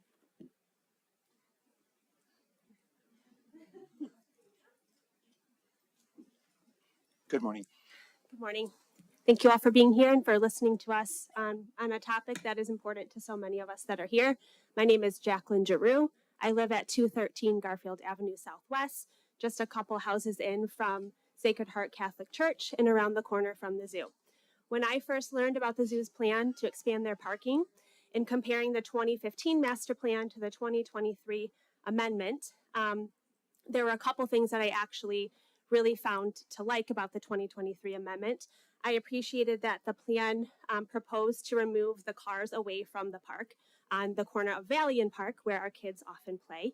I've got a 7-year-old, a 4-year-old, a 3-month-old. We have the joy of homeschooling. So as you can imagine, our home, our community, our neighborhood is an integral part of how we educate and our day-to-day functioning as a family. I appreciated that the proposal would remove enough of the traffic away from residential streets and onto the main roads. And while I didn't love the idea of acres of green space being paved for the parking lot, to me, the silver lining in that proposal was the zoo's promise to maintain the remaining green space. They told us that they would remove the gravel parking, fill it in with grass, and update the remaining green space that we call John Ball Park for the whole community to enjoy. So to see the 2025 master plan, including none of that, is incredibly disappointing. We were told that there would be public bathrooms available for the park, that they would fill in the gravel parking, expanding the park for everyone to enjoy, that they would be planting native plants, pollinator gardens, and that they would include several miles of pedestrian paths for walking, biking, and jogging. I love the zoo. We go there often. I'm not opposed to them expanding their exhibition in and of itself. What I'm opposed to is them encroaching on the green space in order to do so. So I'm kindly asking that you vote no to the 2025 master plan. Thank you. Thank you. Next, Dave Giroux, and on deck, card number 22, Mallory Glass. Good morning. Good morning, Commissioners. My name is Dave Giroux, and I live on 213 Garfield Avenue Southwest. As a member of the John Ball Park neighborhood and also as senior pastor of Berean Baptist Church in the Creston neighborhood, you'll often hear me say to our congregation just about every single Sunday that we exist to be a church that has an impact not only in Creston, but throughout Grand Rapids and to the nations.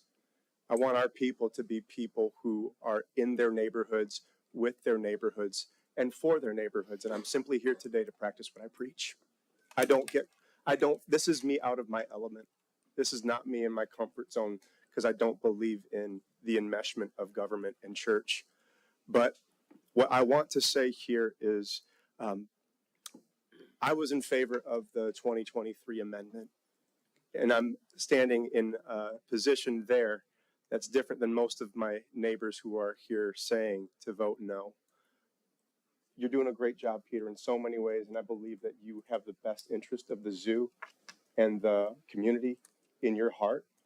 I believe that we can do better together in this effort, and I think that there's more time that needs to be at the drawing board.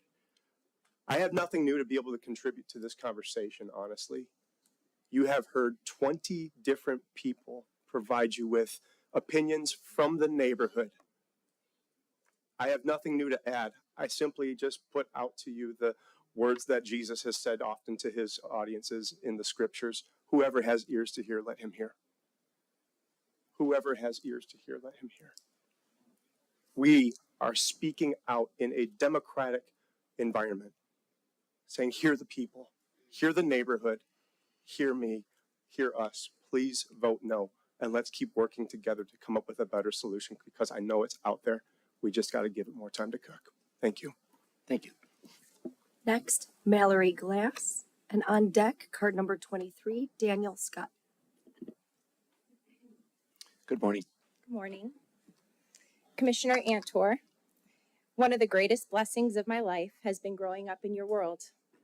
It started with the Hunt and Time Expo. As little kids, we got to experience the American dream happen firsthand right from home.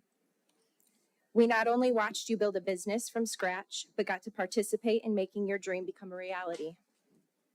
You taught us valuable life lessons, how to answer phone calls and take messages, how to take money and make change for ticket sales, and how to be polite yet confident when speaking to adults. Most importantly, you were able to do it all from within the walls of our house. As we grew older, your ambitions grew too. When you decided to run for county commissioner, we were there, knocking on all of the doors, delivering all of the yard signs, and cheering you on through every election cycle. You never faltered in your beliefs or convictions. You've always stood firm on your conservative values and taught us to do the same. Always learning, always asking questions, and always ready to give an answer. In the political sphere, I've watched you be ridiculed and slandered and strongly disliked for who you are and what you stand for. You call out corruption and refuse to bend the knee to mob mentality. You've never faltered nor feared repercussions for defending your values. And as a result, you've raised 3 fiercely independent women who can do the same. Thank you for demonstrating integrity in a world where so many don't know the meaning of the word. In the time that I've known Commissioner Antor, I've grown to not only enjoy conversations with him, but respect and admire him. In a day and age where the very thought of respecting and admiring a person with any amount of political power seems far-fetched, Commissioner Antor makes it easy. While most politicians are seemingly pleasant and attentive on the surface, the overwhelming majority always have an ulterior motive, or are, simply put, completely uninterested in day-to-day concerns of the majority of residents within their districts. They worry more about the political image and climbing the political ladder than they do about the task they were elected to do, but not you. This is what makes Tom Antor the perfect candidate to hold such an office. I'm not sure I've ever met a more principled person in my life. Whether dealing with a moral issue or a budget issue, he will not and has not ever wavered from his convictions and the firm foundation of faith. Special interest groups, corporate lobbyists, and spineless individuals on both sides of the aisle have invaded local and federal level politics and left the average American citizen feeling every bit of completely underrepresented. What the residents of Kent County's District 2 have had in Commissioner Tom Antor for the last 14 plus years is that of a true leader and a representative of the people that not only voted for him, but the ones that didn't. Simply put, he's always fighting for the underdog. Come hell or high water and everything in between, Commissioner Antor has and will never concede to the political swamp. You simply cannot bully the man out of his morals and beliefs. Commissioner Tom Antor is the type of leader who you want to introduce your kids to and who you want them to learn from, who you want them to come to with tough questions that need well thought out answers. He's the type of person you're proud to know. Your 3 daughters are so incredibly proud of you. Job well done. Thank you.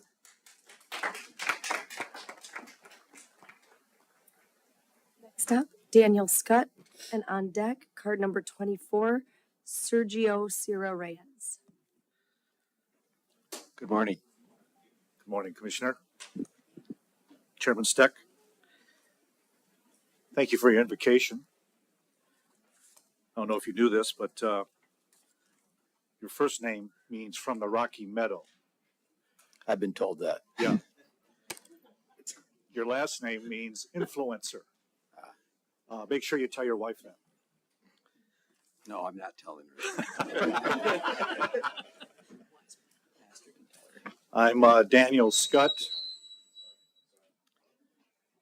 longtime resident of Kent County, of course. But my real identity is I'm a follower of the Lord Jesus Christ. I'm not here to speak about the park, although I live just a block from there. And I could say I agree with many of the comments that have already been made. I want to address the agenda item, City of Grand Rapids contribution to support the West Michigan Welcome Plan and Global Gathering Events funds, but also tie it into Attorney General or Prosecutor Mr. Becker. He spoke about addressing the root causes of domestic violence.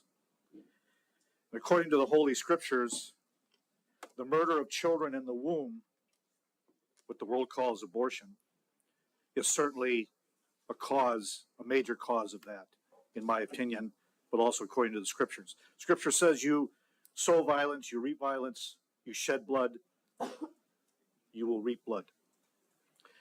The summary of the request here says, ensure safe and connected communities.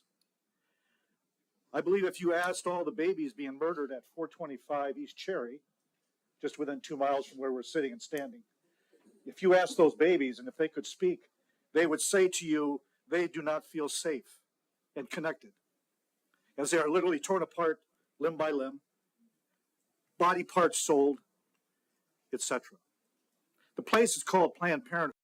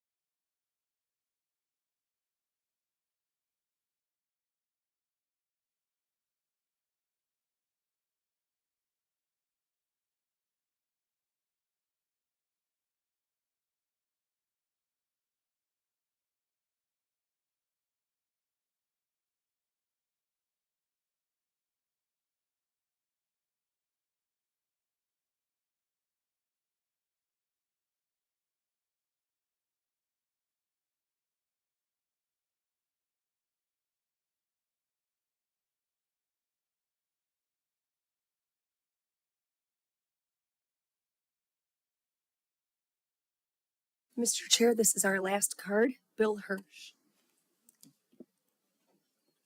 Good morning. Good morning, Commissioners. Thank you for your service to our county. It's been a little while since I've been in the room. 16 years ago, I started a journey with Commissioner Antor. Tom's managed to hold on until he wanted to leave. Me, not so much. Well done, Tom. Win at all costs. It's amazing to me the money that gets pumped into political campaigns. And I've been told by several people, Bill, it's a feather in your cap, that they spent over $70,000 to keep you because a farmer from Gaines Township is a threat who wants to protect agriculture, the land that feeds us. The money is one thing, but it's the personal attacks the people behind the money are willing to do. Tom and I have both been victims of this. As recent as this week, I've seen Commissioner Antor under attack, and he's on his way out. It affects us. It's affected our marriages. It's affected our kids. It's affected our friends. Win at all cost? This isn't Flint or Chicago. This is Kent County, Michigan, a place I've been proud to call home my entire life. Tom, it was an honor and a privilege to serve with you. Some people change when they take office. You never have. I want you to walk out of this building today with your head held high. Well done. Thank you all. Thank you. All right, that is all of the public comment from individuals who have signed cards. I will note as well that we received many emails, texts, other communications to the county on public comment issues. Those have, I think, all been distributed to the commissioners. So those also are or were available. So other than that, any other comment from anyone from the public on agenda items only at this time? If not, I will close public comment.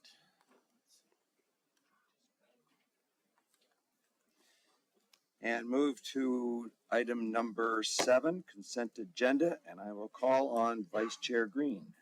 Thank you, Chair Steck. I move the adoption of the consent agenda for today's date. Supported by Commissioner Wooden. No, Commissioner Coleman. Still can't get my name right. Well, you right from this angle, I can't tell the difference. Ooh. All right. Any further comments on the motion? If not, this is a roll call vote, Madam Clerk. Thank you, Mr. Chair. On the motion to adopt the consent agenda, Commissioners Antor, Yes. Baker, Reavy, Yes. Pujak, Burl, Yes. DeBoer, Diaz, Vice Chair Green, Yes. Commissioners Hennessy, Hildenbrand, Coleman, LeGrand, McLeod, Merchant, Oliver King, Pakla, Yes. Ponstein, Sparks, Teal, Wooden, Yes. Chair Steck.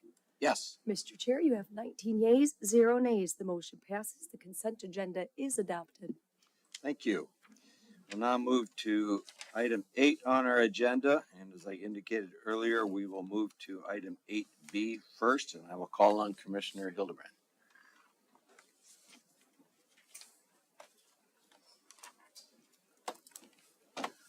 Thank you, Mr. Chair. I move Resolution 8B of today's date, the Gerald R. Ford International Airport Authority Revenue Refunding Bonds, Series 2025, brought to us by the Fiscal Services Department.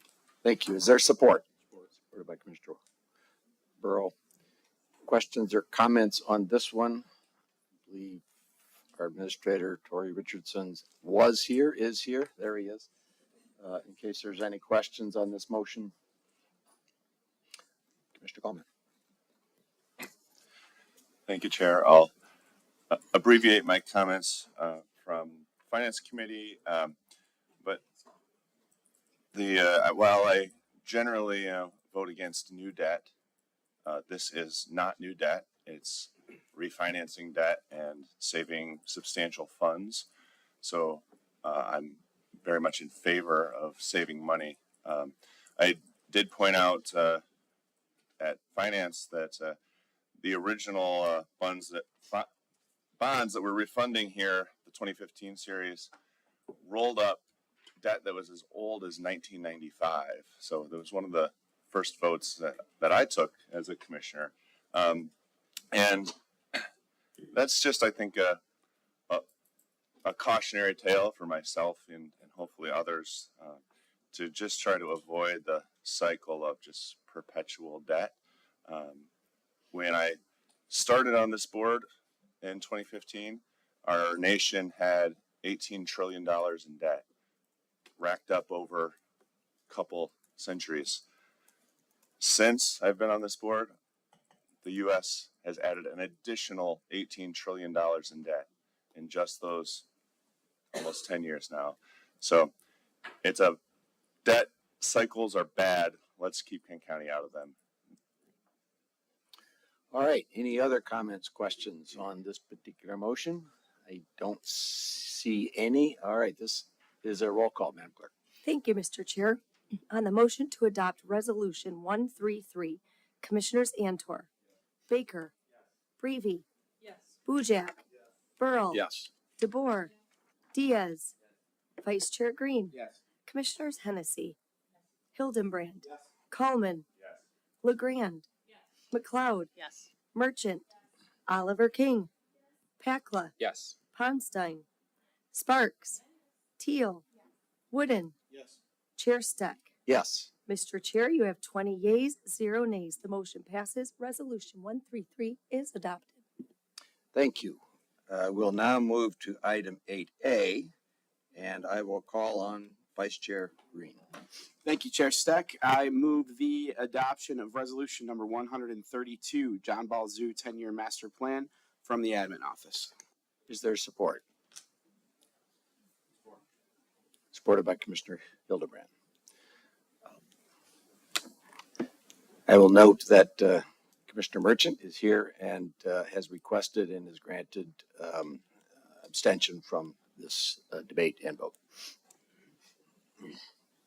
Is there any comment with respect to the motion?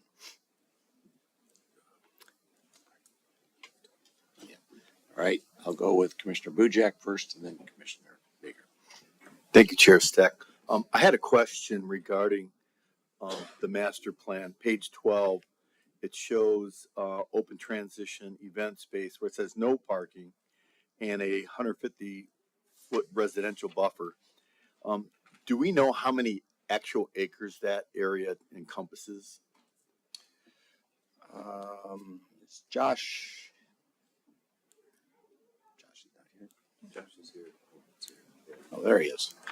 A little slower than usual, Josh. I think I would prefer, I don't know, Alman, if you want to answer that part, just so I'm not speaking out of All school. right. The question is, what's the approximate acreage of the space in the indicated open space on page 12?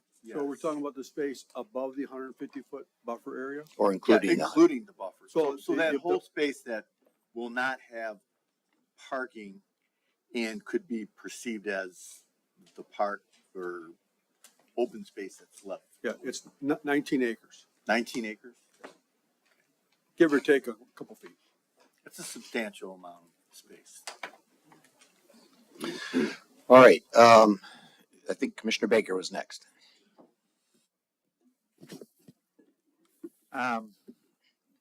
We've spent a lot of time thinking about this. I'm just thinking about when, about a year and a half ago, when Peter and the zoo came to present, Lisa and I were talking about our kids going to school there and generally celebrating our time at the zoo.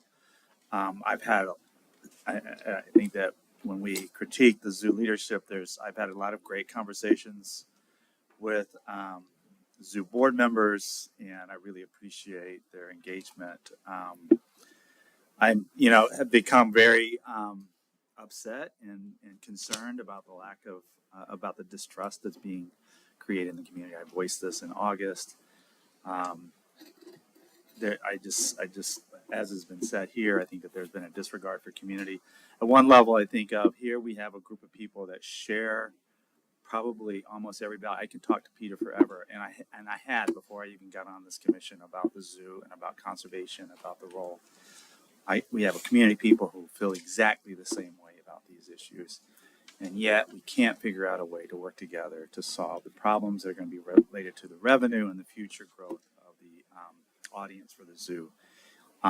That's been a lack of trust. I've been really upset about the disingenuous comments that have been directed towards our administrator, his staff, board members who have been accused of bullying the leadership of the zoo to do things that, it's just, I can't imagine when I know I've had conversations with people and these things aren't true. I also am very concerned about the fact that the West Side, I'm not a West Sider. I've spent a lot of time on the West Side. I have friends on the West Side. Since I came to Grand Rapids 25 years ago, I've seen the West Side have to make way for institutions that are expanding. And we're getting ready to expand significant institutionals on the soccer stadium, the amphitheater.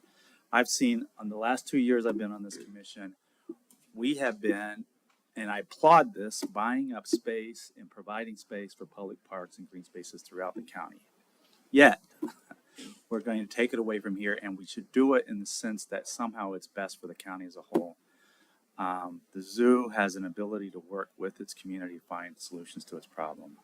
To some extent, I jokingly said this, it seems like this is manifest destiny. We're going to take as much land as possible so that way we don't have to mess around and be bothered by these people asking for more anymore.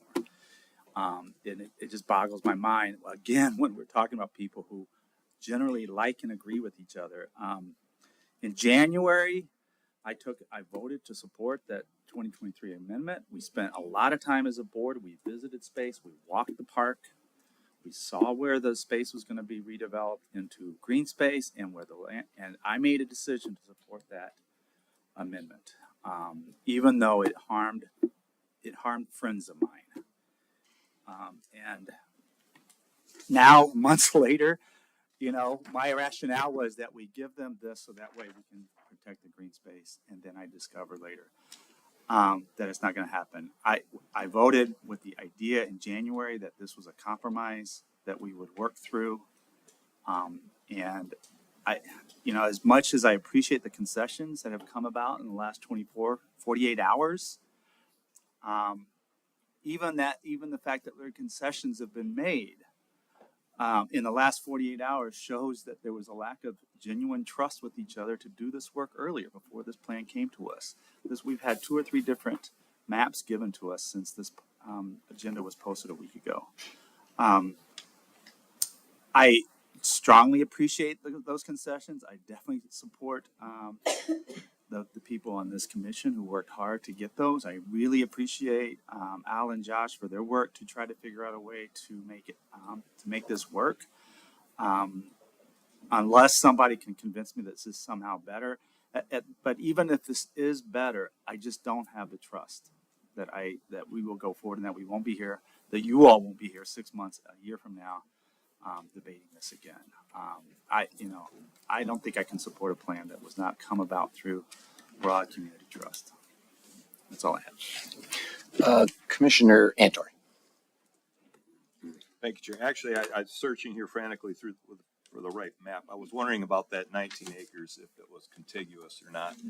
And I think based on this map, primarily it's pretty much contiguous with a couple maybe islands that are not. So I figured it out. I had so much information in front of me. I was glad I found this. Thank you. All right. Anyone else? Mr. Packlin? Thank you, Chair. I've got a few questions for admin, if that might be all right. We heard in our emails and we heard today a request for the county to enforce no parking on the grass. Is there someone that can talk a little bit about where we currently stand with our ability to actually enforce no parking on the grass, whether that's something that is in existence in our powers that are given to us? I'll start and then Josh can fill in if needed. So I think what you're referring to is in the zoo operating agreement, where it basically says that the area that's park land will be maintained as that by the zoo. And what's interesting is when we talk about cars not parking on the grass, the exhibit in that agreement actually has cars parking on the grass. So I think that that's something that's been with us pretty much as long as we've had the zoo, that there are times when it's full and their cars are parked on the grass. What we have done in our enforcement of the zoo operating agreement is when we do get complaints, we turn those over to Alman at the zoo. And what we found is that those have been responded to within 24 hours. But as far as our actual ability to require the zoo to not park cars on the grass, we have not gone to that extent. And I can add that just a little bit. That was a great answer. In that, some of the conversation was about preserving space in perpetuity. The county did state when that was raised that at that time I wasn't willing to do that. But the decision was still on the operator on whether to park cars on the grass, as it has been even when the county was running the zoo. And so I think as this conversation is coming up, is that was squarely on the operator outside the 150 feet, and trying to work through which is what this does is the zoo is electing not to park cars on the grass as part of this plan, and we felt that was a better solution and provided the flexibility going forward as well, not drawing further lines that has already in the past has complicated a lot of things. So We heard a lot today about the zoo promises in the past to not park on that grass and to create a space in perpetuity, as Josh just talked about. Is anyone able to talk a little bit about the disconnect between the November proposed plan, where that was contextually part of that plan, compared to the January plan that we adopted? Sure, and I specifically asked Josh to compare all those different time frames. Yeah, Great. yeah. So yes, the plan that was presented first in October, I actually believe of last year. Once we worked through some changes to the area of paved parking that did reduce the parking space, and we did communicate to the zoo we weren't willing to do that, secure something in perpetuity. That offer to not park on the grass was taken back by the zoo, and they did communicate that. We definitely could have, as administrative and me and myself, could have done a better job of communicate that at the time. I think that was a failure of ours to explain fully the ramifications, but that was something that was done. And so still that decision still lies with the zoo on whether or not to park cars in the grass. And so that's what we've decided at the time and how we've been operating. So as a follow-up, right now, is there any actual protected, either in protected by use of a barrier, protected by use of the space, green space? Is there a protected green space that exists on the property right now, specifically in that area that's being considered for the transitional zone and the buffer? Outside of the 150-foot buffer, there isn't anything currently in an actual two-party agreement. However, the verbiage in the master plan itself is significant, and there's some leeway I think the administrator has on whether to approve additional capital investments if the zoo is in violation of something that's in the existing master plan. So I think there is some of that, but it's not in order to go further, it would have to be written in an actual operating agreement, and that's not the case right now. Okay. Yeah. I'm wondering if someone can speak a little bit to the changes that were made to the plan that we're seeing today as a result of the neighbor feedback and the community feedback, really. Let me bring up the slides just so if I can do this right. How do I make this full screen? Maybe somebody can hear my voice can help. Okay. Yes.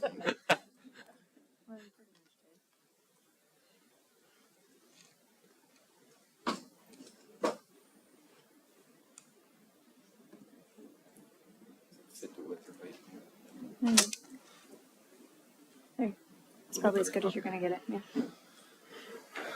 All right, let me get to.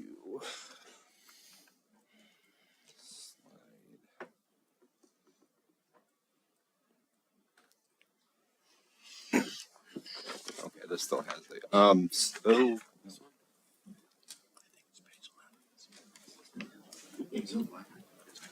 so where are we at? Sorry, guys. Okay, so many of the changes are reflected in this slide here. So one, when this plan was presented to the community, the line for the transition space was at 300 feet, and it has since moved to 375 feet. One of the additional substantial changes is it does say at least 375 feet. It gives us the flexibility to work with the zoo in the future, and perhaps, the zoo leadership has communicated that they do hope that that green space can be larger, and maybe communication with the county has impacted that. So it gives us the flexibility and communicates that we would love to see that larger, and we'll work with them to do that. The other change is there was a lot of community feedback on, well, when is this green space available? How do we know that it's not going to be 10 years and you're still going to be parking cars in the grass while things happen? So there was an immediate, so at the 225 foot line from, I know this doesn't look, from the eastern boundary, and that does include the 150 foot buffer, that green space will be protected immediately. Starting next year, when the zoo opens, there will be no cars parked on the grass, and that area will be protected. The additional 375 feet will be, there will be cars parked there until that east parking lot expansion is completed. And so so immediately there's more green space that, but before any other additional parking spaces are constructed, and then the rest would occur when that east parking lot is completed. And again, pointing to that at least 375 feet, so there's still some flexibility to work with. Maybe there's more green space. The final change I'll highlight is this map is actually situated west to east, not north to south. So just to the left of the pond as you're looking at it, and right where that concrete is, there's an old grove of trees that are there. And we heard a lot of feedback. I know a lot of commissioners received communications about that grove of trees. And so there was a mutual understanding of protecting the mature trees in that area and preserving as many of them as they can, defined as that 15-inch diameter at breast height, 4.5 feet. And so there's additional language, and that actually is highlighted in this version, that the zoo is committing to preserve as many of those trees as possible, and that any removal of trees that are beyond 15 feet of diameter or beyond would require administrator approval to remove. Inches. Would I say feet? Yeah, that'd be a big tree. Yeah, sorry, inches. Yep. And then there is an exhibit at the very, very end that just outlines what the trees that we're talking about. So it's clear on the area that we're referencing. So I think I covered all the changes that I'm aware of. Did I miss any? I think you have these changes from the most recent. And I think one final question, if I may, Mr. Chair. Yes. We heard today in public comment, we saw in our emails a lack of trust between the community and the zoo. We heard Commissioner Baker speak to a lack of trust between the zoo leadership and the community and the county. I'm wondering if either Josh or Al could speak a little bit to how the master plan as proposed might be addressing those concerns relative to trust, and maybe the way I'm seeing it is that perhaps by having them in the master plan, we are creating less opportunity for that trust to be broken because they are now in the master plan. But I might be wrong on that. I wonder if either of you can speak to that. I'll start, and then Josh can clean up again.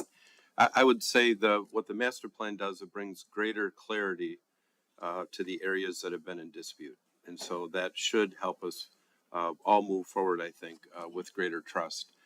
The other thing is, I think we did convene a group of neighbors and county staff, and then we added zoo staff to that as well. And we've basically met once a month since January. We may have missed one or two in there. And in my mind, that's been a really solid process to identify problems.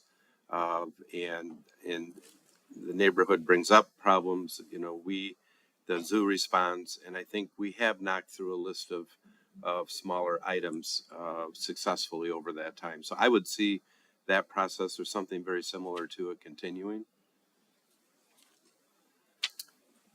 Yeah, I guess I don't have much to add. I think just looking at just the what the zoo was able to do with Lantern Fest and make some incremental changes that did reduce the impact of that event on the neighborhood is a good example of how that works and how that will continue.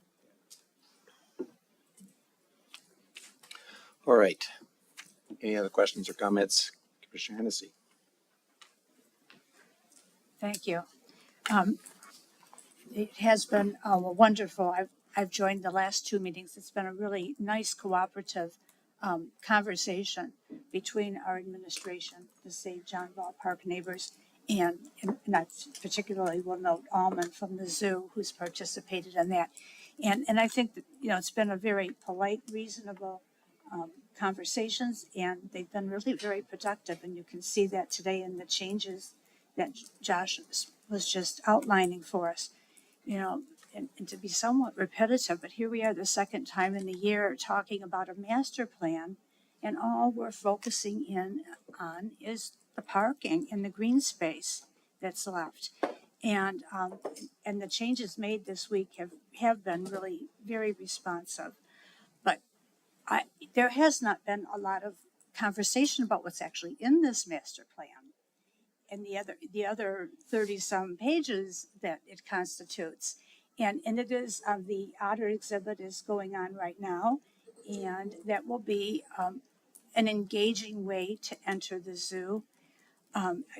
Alman has spoken to the neighbors a little bit about phase 2, which will be opening up with the giraffes. And I think that it's worth talking about a little bit to see what that exhibit does, because that again will be some landscape changes and how that would come about and what it would mean. There's not been, this is, it's like you wait forever and then all of a sudden this plan is in front of us. And there's not been a lot of real focused conversation on this whole master plan. We didn't take it to a finance or a legislative committee. The engagement had its ups and downs. I went to 3 of the 4 recent sessions of community engagement. Didn't find any of them really satisfying, but they were available at last minute, but available. And so I would just like to talk more, and particularly to go into what would come after the otters, and that is the giraffes and how that would be done, and how we expect all these dreams and all these visions that we're ignoring, how we expect them to come to fruition within the zoo. If they could address that, I would appreciate it. Josh? So I think those types of conversations would be most appropriate coming from the zoo. So I kind of left up here for you to navigate, I guess, if you want to run at a high level on some of the highlights of the exciting parts of the master plan and the vision for the future. Sure.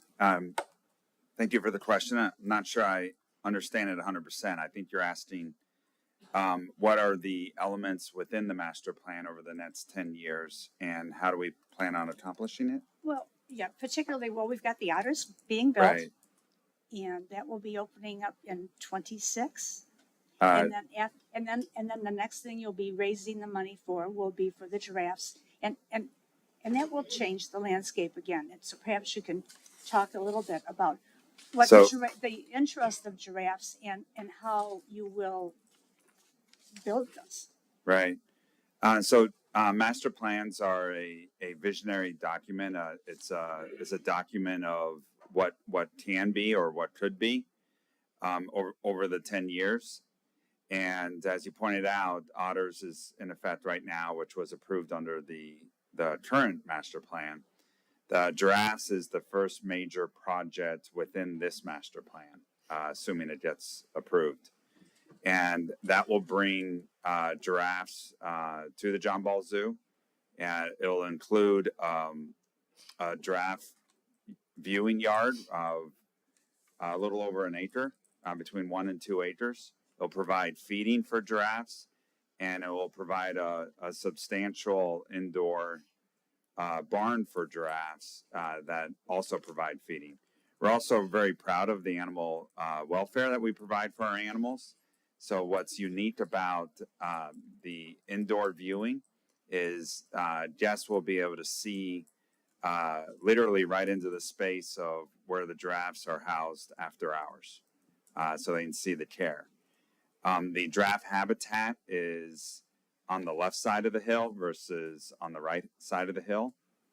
I don't know if that answered your question. So how, talk to me about how you get to the giraffes, what that, you know, that portion of the hill and the elevation differences there. How, I mean, if we approve this master plan, that means that we're approving other changes that would have to happen. And talk Right. to me about those physical changes. Right.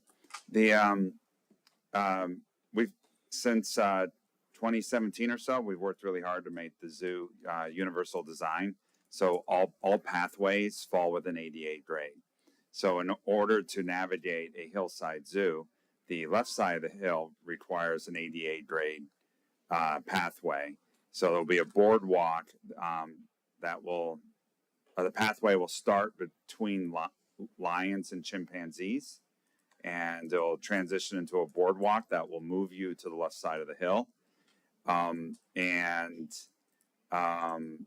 The existing area of the hill where the east side of the parking lot that's up there will basically become the giraffe yard. Am I getting that right, Ullman? Ullman designs it, so I want to make sure I got it right. And then the barn will be on the back side of the habitat, which would be on the west side of the current lot. I'm going to try to move. Oh, here we go. Almond, can you maybe get into the microphone? So the draft barn. Right will up to be- it. There you go. Yep, sorry. Draft barn will be on top of the, where the parking lot is now, half of that upper area. And to the east will be the draft barn. It'll be about 10,000 square foot barn. It will take down trees in that low area for that barn to sit, and the elevation will be taken down about 8 feet to set that barn there. Again, we're trying to have exceptional animal welfare to make sure they have adequate indoor space when the winter time. So the elevation comes down 8 feet. In that around that 10,000 square foot area and the surrounding area to kind of get there. There's also some geothermal wells in that area as well. You know, so there will be some elevation change there. I wouldn't say there's 8 feet removed. There's 8 feet of elevation in the space that has to be Rebalanced. Yep, right. yep. But there will still be slopes in the area. Oh, yeah. We're not gonna take, it's just that upper area. There will be 8 foot of that area where that barn is at. 'Cause again, you gotta have some pretty level space for the indoor housing. That area will be sunk about 8 feet down. I appreciate that explanation. We've sort of bypassed some of our, and chosen to bypass some of our structures and approving it, going to committee or what have you. But has the zoo board itself approved of this plan? That might be a question for our board chair, Matt Becker, but we did follow our zoo process for approving the master plan, as I'm sure you know as a board member. This is Matt Becker, the chair of the board of the JB Zoo. Good morning. Yes, Commissioner Hennessy, we have approved as an executive committee the master plan in accordance with our governance documents. The executive committee has approved it. Thank you. If I could just More? finish this Okay. statement a little bit, but you know, and I'm okay right now, Peter. I'm just sort of, you know, it just really is right now. You really are permanently and inextricably linked to a neighborhood, and it just strikes me that you need to really embrace this neighborhood. And there have been points in the past where this was really done, and somehow there became a disconnect here, where there's really a division. And, you know, I feel like the zoo should just be embracing the neighborhood because you keep each other as safe, as convenient, welcoming places to be in multiple uses. And I just, you know, have not understood, and it's caused a separation between us, how this lack of responsiveness has developed over the last couple of years. And, you know, traditionally the neighbors have always wanted input on the green space. And then they have let the zoo dream its dream and fulfill its own vision for what comes within the zoo. And I think that there, you know, needs to be a return to that focus. Certainly the Save John Ball Park group has been very, very focused on what has been called the traditional park area. And they remain, you know, not as involved, but as involved as individuals who belong to the zoo in many cases. But, you know, we'll let you work on your zoo thing. And it is this working relationship that really has been a problem, and then the zoo sometimes almost seems to be vindictive in coming back to us and coming, you know, and how the neighborhood is treated later.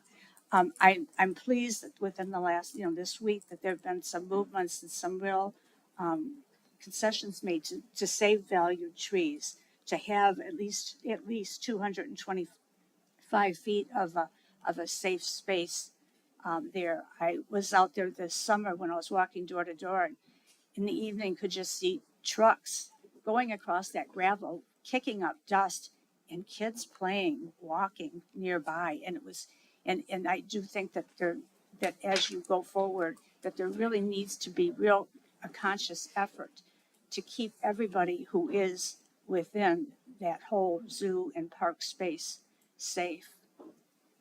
And I think that the Save John Ball Park Committee has a role, and I'm glad that the county will continue working with them because they've been a very thoughtful, reasonable group. Thank you. I am voting no today, but that is in keeping with support for the neighbors and the efforts and the continuing efforts that they're making in this space. Just again, before we get to the next one, reminder that questions should go to staff, commentary should go to me. Okay, thank you. Thank you. Commissioner Grant. I'm sorry, Commissioner DeBoer was next. Thank you, Chairman. I have been so impressed with the John Ball Park community, and I wanted to thank them for their engagements with me, for their emails. Some of them sent me personalized emails, looked into my background, tried to connect with me, and I apologize for their not replying to all of them, but I did very much appreciate all the engagement, and they are a force to be reckoned with. Their community is vibrant, and they are supportive, and so kudos to that community. I'm coming from a perspective of being out of the city where my district is primarily more rural and driving a half hour into the zoo. And so while I am sorrowful for the way some of this has been done and the processes that have occurred and how the missteps in some of the engagement with the community, I do have to consider I do believe that there is more parking needed in the zoo, and I do have to consider these people that are coming outside of the heart of the city that need the parking arrangements for their young children to be able to properly access the zoo. So I will be voting in favor, although I also share some of the sentiments that Commissioner Baker has said of just the concern and the distrust that have occurred throughout this process. I do get to hang around next year, and I do intend to defend this green space that's left that they have. And so I just wanted to thank you for the John Ball Park community for the work that they've done. I will be voting in favor of it, and I hope we can continue to work together and find a solution that is good for the community as well. Thank you. Commissioner LeGrand, sorry. Thank you, Chair. I have one quick question maybe for Josh, and that is, I understood that we were saving all of the trees 15-inch diameter and larger, but your language, I believe, was if possible, which does that mean that, whoops, it's not possible, they all go? Yeah, so it does put that decision at the on the administrator's lap. The county administrators. The county administrator's lap. I think they would have to provide a very, very, very high level of reasoning for removing any tree larger than 15 inches in diameter to be approved. But that is, it's not, you're correct. It doesn't state that all trees 15 inches of diameter above will be saved. It says that they want to preserve as many as possible, and that any of those trees being removed has to be approved by the Kent County Administrator. As the change that was made. Okay, thank you. I guess I see really one good thing about this master plan, and to me, really only one, and that's we've achieved these concessions and that they're going to be in writing, that this compromise is in writing. The neighbors of the park have spoken in great detail about the long chain of broken promises that they've suffered through, which is why I support a written agreement, and I don't blame them at all for their lack of trust at all. Janet Zahn, who spoke earlier, put her finger on what seems to me the biggest problem in this situation, which is the zoo's sort of strange governance structure. While it's in the city, but evidently in no way answerable to the city or having to work with the city's master plan or anything like that. The city gave it to the county for financial reasons, and so here we are having to vote on it. And I'd really like to see the zoo board, and not its director, take a long, hard look at this plan and ask itself, what kind of zoo is it trying to be? What does first in class mean? Are we trying to be all things to all people? I see all the signs that leadership wants it to be a big suburban zoo, which would be fine if it was located out where Meyer Gardens is located, but it's not. It's here in the city, and the dreams, as we call them, of like removing part of a hilltop and building an indoor waterfall, to me really start to feel like an episode of Fantasy Island or something. Like I just really think we need to take a hard look at what our limits actually are. I don't think every art museum needs to be the Louvre or the Metropolitan Museum, and I don't think every zoo needs to be, the Brookfield Zoo. I think we need to acknowledge those limits, and if those are going to impinge on what the zoo board wants its future to be, then they're going to have to start making a plan to move. Right now, I feel like we're just watching a car accident happening in slow motion, and I don't see this ending anytime soon. I mean, this is just one step. I really hope the neighbors will keep in mind that we have other areas to work on, the operating agreement, and yes, the millage renewal, because we will have renewed, eyes looking on that at what goes on, and that this is a master plan is flexible, that it can and should be returned to. It's meant to be a guiding framework, but I for one do not intend to just approve this and then let it go, because I just do not think that's right. Okay. Understood. Thank you, Chair. Let's see, Commissioner Wooden. Thank you, Chair. At the risk of sounding too repetitive, I do want to start with one quick question. Building on Commissioner Hennessy's questions around the Africa expansion exhibit, there's significant site preparation and site clearance that will be required to conduct this exhibit. And looking at our operating agreement, there's specific criteria that must be met before a capital project can be approved. One of them being the corporation, the zoo, shall provide documentation demonstrating that it has all funds necessary for construction of the proposed capital project, or has other financing commitments sufficient to fund the proposed capital project, and that it has / will have sufficient resources for operation and maintenance. My biggest concern is I know that this is going to be a heavy lift. We have talked about this chicken and egg situation of approvals being necessary for fundraising, but also worrying of approving things without all funds in line.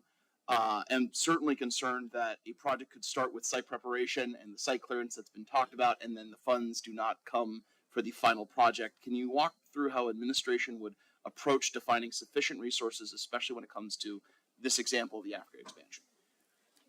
Well, that, we have enforced that with the zoo operating agreement. In fact, even within the past year, we've had initial concerns and then discussed those concerns with the zoo before moving forward with other improvements. So that is important. I think the kind of one of the major things you're referring to with the size of that exhibit would be whether phasing would be allowed or not. Yeah. And I don't have an answer for that right now because we haven't seen a proposal. But Josh, go ahead and fill in the blanks. Yeah, that's where it's critical that the county administration, the zoo administration work together as this plan unfolds and comes together, and there's a lot of input on how that's presented. And so that's what we intend to do, or at least I intend to do as my role, is to ensure that that occurs. I've been a part of a lot of capital projects, and I know a lot of times you do need to start before you have 100% of the commitments in hand, and certainly 100% of the funding in the bank. And so we got to be mindful of that and respectful that that's just not how nonprofit projects work, but also in keeping with the operating agreement and just being a good owner of the property and you know, honest with the zoo and what we would require. So that can have to be a process, and we don't know what it would look like yet sitting here. Yeah. I guess then my follow-up would be, at least even if there are phases being incorporated for especially an exhibit like this, would a mindset being at least in minimizing the risk of irreparable changes or irreparable changes being made to the site and mitigating the risk that those happen without the final construction of the exhibit? Would that be crucial to your definition of sufficient resources? Yes. And it'd be critically important to not go down a path where we had part of an exhibit built. Thank you. Thank you. Maybe before you move to your next one, corporate counsel can respond to some of that. Of course. What's required. I would appreciate that. Sure. In the existing agreement, there's a few sections in section 5.3, some of the subsections, and they talk about having all of the plans for the entirety of the project submitted to the county. So there's going to give you the picture of the entire thing as opposed to just site versus building. And then because it's publicly owned property, there's bonding requirements under state law to make sure we don't have a half completed project or vendors that don't get paid. So there are provisions in the existing documents, and then my office will be right alongside with the administrator and Josh when any big project or any project comes in, if they want us to take a look at the criteria that are in the document. Thank you, Corporation Counsel. I do have a few final comments. You know, certainly I am very appreciative of the recent changes to this draft, and now having, by my understanding, for the first time, explicit and executable protections for the remaining green space. I fully understand that those in the neighborhood do not feel that this is either enough green space or that those protections are strong enough or not held in perpetuity. But I do appreciate the fact that this plan has, for the first time, clear and executable protections that we can hold the zoo accountable for. And I want to thank the work done by my colleagues to get those protections in place. I certainly am concerned also by the lack of trust and how this process is unfolded. I think illustrative of that is that despite the changes that have been made, we have seen a near 200-to-1 ratio in communications of opposition to support. Now, I realize often comments in opposition are always more prevalent than comments for support, whether you're on a planning commission or here on the approving a master plan. But I still maintain that I think it's illustrative of what I see as a true breakdown of trust. And I appreciate hearing from my colleagues who will be continuing their service on their board, saying that this is, even though this is a 1 in 10 year master plan, that they are not pushing zoo governance and what I see as a true problem to the back burner. And no matter the outcome of this vote, I would encourage my colleagues to take a serious look next year into how the county operates with the zoo, operates with the community, both culturally and structurally, and how this public asset is managed and governed. I don't know what that looks like, but I do think it is a discussion that needs to occur. So thank you very much for all the work that's been done, and I yield the floor. Thank you, Mr. McLeod. Thank you, Chair. So a lot of what I had on my mind to share has already been shared, so I will not go back into that. But I did want to just thank the zoo neighborhood residents for reaching out, their outreach and advocacy as it relates to the master plan. It's clear that the neighbors have a significant stake in the future of the zoo and the neighborhood that they reside in. I also want to reiterate my thanks to the county administration for all the work that's been done to coordinate, facilitate, and advocate for the best possible solution for the zoo and the neighbors based on the options that are on the table today. I must say that I really don't like that we just approved paved parking in January and we're back, again, talking about it in the master plan revision today. Not only was it unexpected, but it seemed, I would agree that it's been a bit of a rush process. But I am happy with the way that we were able to come together and figure out the best possible solutions in the space that we're in right now and having to vote on this at the moment. And so, my goal as a commissioner, I'm sure many of my colleagues, is to just strike a balance between the community needs and the needs of the zoo to be able to operate and to be able to expand as much as it can within an urban space. If the zoo were in my neighborhood, in a suburban area, it would be different in trying to expand, right? There's not so much limited space, but it's not. And I understand the community's desire not to be another concrete garden that doesn't have green space, that families that have spoken today and that we've heard from in emails and conversations have voiced that desire to have some place to go with their children, with their families, to be able to enjoy green space within the city. However, I used to sit on the zoning board of appeals in the city of Kentwood, and it's not a great, it's not the most exciting board to sit on, but it did provide some insights into the rules that we have to follow related to, uses of space and property and the rules that we have to follow, as well as trying to balance that with community need. And so, with that, I feel like we have to do something to protect the space. And I really feel like the concessions that were made in this agreement at least provide space that will continue to be green space, will not include cars, that will keep our children safe as they are out there with playing their games and having family activities and things. And so what brings me peace too is that there'll be a road that will be hard once it's corrected. Once a green space is revitalized and has been prioritized to be revitalized very soon next year so that it can continue to be green space, it's going to be really hard to then do something else to make that a space that is then parked on in the future. And so it's not an optimal plan. It is not something that we asked for, nor did we want to come forward. But since it's here,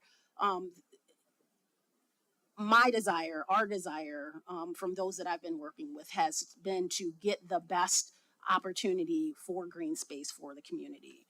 I would just ask the zoo leadership as it moves forward. You've heard how much the community feels like there's no trust. Moving forward, I would just ask you all to build and solidify trust with the neighborhood residents as you move forward. It's not okay to say one thing and the spring changes upon us as commissioners and the neighbors without proper justification or warning. Although I think this is a better plan than what we received a few weeks ago, as it provides 13 acres of green space that will be space that can be used safely, meaning no cars. It's not the plan the community believes will be the end of the green space encroachments.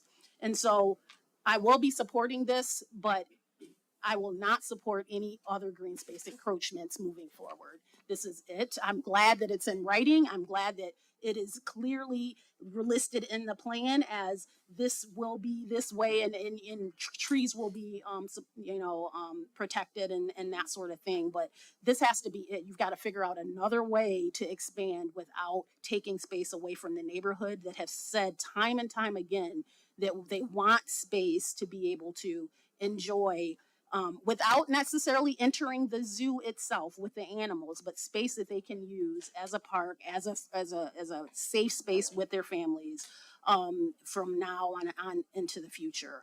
And so again, I know we can't protect it in perpetuity through the master plan, but again, you've heard there's other documents, there's the operating plan, there's the millage, there's all sorts of ways that we can continue this conversation. And I hope, and I would implore leadership to consider neighbors and engage them in those decisions that impact their community. It does matter to them. It does matter to the zoo to be within a community that accepts what you're trying to do and the changes that you're trying to make. In a way that doesn't make it so that they wish they'd never had moved in that area. And so we won't be able to make everyone happy. It's just not possible. But I do think that we can listen and we can be transparent and truthful in conversations about what our plans are. And so that's what I hope moving forward. And I yield. Thank you. All right, Commissioner Diaz. Thank you, Chair. I'd like to begin by thanking Vice Chair McLeod. I think the concessions over the last 48 hours demonstrate how when we choose to fight for as much as we can get, some movement and some changes can happen. And I'd like my colleagues in our caucus to remember that, especially if they're going to remain on this board. I'm not going to repeat a lot of the things that have been said over the last 2 years. I do only have one question, and it's for Corporate Counsel Howell, if I may. Some members of the community brought up the millage, I believe, the 2016 millage, and the wording around that millage and where that money is going. Given that, are we opening ourselves up as a county to liability if somebody decided to take legal action because of that public money and how it's being spent?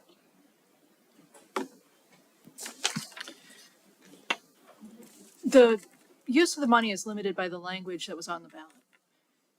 The ballot language is referred to when this board allocates the use of the money as it comes in. And so if there's an issue with regard to a particular intended expenditure, we can look at that particular expenditure at that time to make sure it is or is not within the ballot language. Okay, thank you.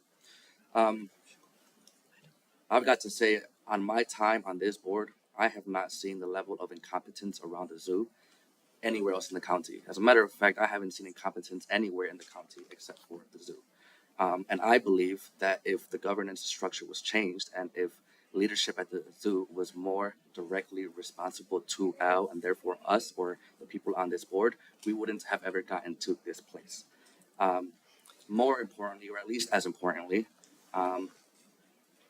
I believe we've gotten to the point where we as a county and as a community need to decide whether or not the zoo should remain where it is. We're talking about building an aquarium after 2031 when the DeVos Place funds are paid off. Over the last 2 years, there's been plenty of misdirection, plenty of confusion, if you want to call it that, around the zoo. I think there's plenty of finger pointing to go around all over the place if you want to do that. I don't think that serves us though. And so if it were up to me, if I had the power, I would put a question to the voters. I would spend a year at least explaining the situation where we're at, the fact that the zoo has outgrown its boundaries, the fact that it's affecting the neighborhood as it is. And I would ask the question simply, given the fact that the zoo is trying to expand, and that an aquarium is trying to come into fruition, should the zoo remain where it is? I have belief that if we explained all of that to the voters would make the right decision in saying, no, the zoo should not remain where it is, and it should be put somewhere else in the county. I do not have that power, but I would ask my colleagues who will be on this board after the new year whether or not that's something that they want to consider. With that being said, I told my colleagues that although I was very, very hesitant to do so, I would consider voting in favor of this plan if a change in the governance structure was put into writing and at least the process started. That's not what's happening today. And so with that, I would like to make a motion to table this resolution until after the new year, so that the new board can decide whether or not this master plan meets the needs of the neighborhood and the community, and whether or not some bigger long-term changes need to happen. Okay, motion from the floor to table. It would require a second. I do not see a second. Second it. You'll second it?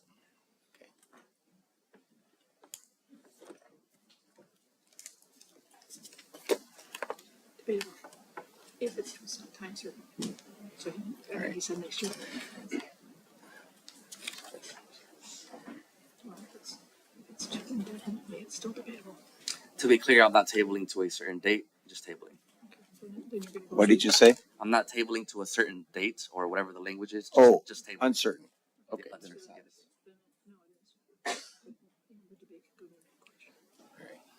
So it is a motion to table supported. It is a motion that is tabled indefinitely, which means it is debatable. Anyone wish to address the motion to table? If not, is it a roll? It's a majority.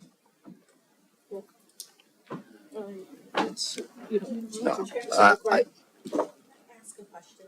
you may. And I don't want to be rude or talk across out of turn, but what will tabling this do for us? We don't get to go back and forth, but I hear and understand the frustration and the question. Yes. All right. Yes, Mr. Wooden. Just to clarify though, because by a motion to table this measure would require a motion of this body to take it from the table. That it is not going to be, it will not be on automatically inserted on any agenda. The chair cannot decide to place it on a new agenda. It would require this body in the new term to vote to take it from the table.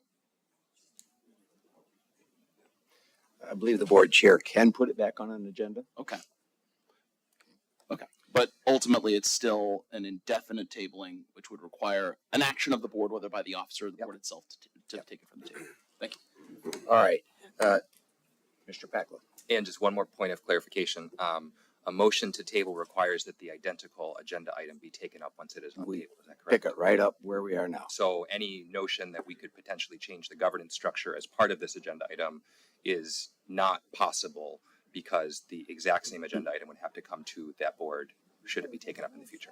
I mean, it would simply come back where we are now. If there's other issues that get raised at that point, governance is not in the current motion. Governance is in conversation, but it's not in the motion. And just one more question on that. Governance is part of the operating agreement, which is something that the board could take up next year separate from this particular agenda item. If I was chair, I would say it will be taken up, but you'll have to take that up with my successor. I understand. Thank you so much. All right. I'll call for a voice vote on this. All those that support the motion to table say Point yes. of order, I'd like to request a roll call vote. Okay. Roll call. Thank you, Mr. Chair. On the motion to table indefinitely Resolution 132, Commissioners Antor, Baker, Breivy, Bujak, Burl, No. DeBoer, Diaz, Vice Chair Green, Commissioners Hennessy, Hildenbrand, Coleman, LeGrand, McLeod, Merchant, Oliver King, Pakla, No. Ponstein, Sparks, Teal, Wooden, No. Chair Steck. No. Mr. Chair, you have zero yays, 18. Can't be. We had one yay, I'm sure. I'm sorry, you have one yay, one abstain, and 18 nays. The motion fails. The 132 resolution is not tabled. Thank you. Finally, Mr. Chair, I'd like to request a roll call vote on the underlying motion. Thank Okay. By the way, your record on Robert's rules stands. All right. Any other comments? Before I get to you, because you're a second, I believe. First? Oh, wow. You sure about that? All right. Yeah. Commissioner Antor. Thank you, Chair. When dealing with public issues like this, I don't know who said it, but they said if you ever want to fail, absolutely fail on something, it's try to make everybody happy. It's almost impossible. And it's been brought out by several commissioners. here that, you know, we can't make everybody happy. So I think the best we can do is put the best good faith forward on both sides. And I've seen that from both sides, and I've heard from a lot of people on this, and I was progressively in opposition to this because I thought there was some more room to negotiate, and I think that's been done.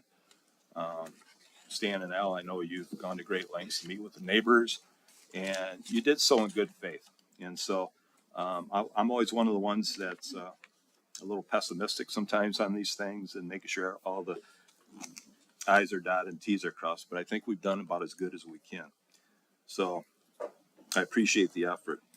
And one thing I'd like to point out is this body has invested literally millions and millions of dollars in acquiring parkland and green space. And most of our constituents have to travel to, you know, but it's there. But the thing is, we got to get there. And it is nice having a neighborhood park. And I understand that about John Ball. And I appreciate the fact that the land that they are preserving is contiguous for the most part, and there was an effort there. So, like I say, we can't make everybody happy, but I will be voting yes on this. Thank you. Thank you. All right, anyone else? Commissioner Pakla. Oh, yeah, I got that. I had my questions, so now this is my commentary piece. So I just wanted to express appreciation for all of the voices we heard today. I think it's a really important aspect of the work that we do for our community members to come out. I counted 278 emails are the emails that we received over the last few days. So I really appreciate the opportunity that folks have to make their voices heard and to take time out of their busy schedule. I also want to express appreciation for county administration and the great work that has happened in that conversation between the zoo and the neighbors and the board. You know, I think we are seeing time and time again that we have a very capable administration that is capable of balancing lots of different aspects of our work. Finally, I want to express appreciation for Minority Vice Chair McLeod and for Chair Steck for the countless hours that you all spent advocating and making the concessions and the changes that were ultimately here to protect more green space and to protect trees. I agree with others that it's unfortunate that we got to the point where the relationship between the zoo, the neighbors, the community, and the county is so contentious. I mean, the notion that the county was bullying anybody into paving over the entire green space is just ludicrous. And I think the ludicrous nature of that claim and the toxic nature of the relationship as it's been in the past has to be recognized. I love the zoo. I got married at the zoo. We are annual members of the zoo, but it's important to recognize how important relationship building and maintenance of those relationships is for an entity like the zoo. That said, the vast majority of the master plan that we see in front of us is full of amazing ideas for a vibrant zoo that's a great resource for our community and beyond. I'm grateful for the many hours spent by zoo staff to put it together and the consultants that brainstormed and invoked the vision. But as Commissioner Hennessy alluded to, unfortunately, we're not really talking about that today. We're talking about parking. When I look at the parking proposal, I've really sort of distilled it down to 3 priorities. And those priorities are to reduce the possibility of vehicle pedestrian conflicts, to increase the usable green space and to protect that green space, and to save as many trees as possible. And we heard this morning that many of those that are urging a no vote are specifically focused on preserving that green space.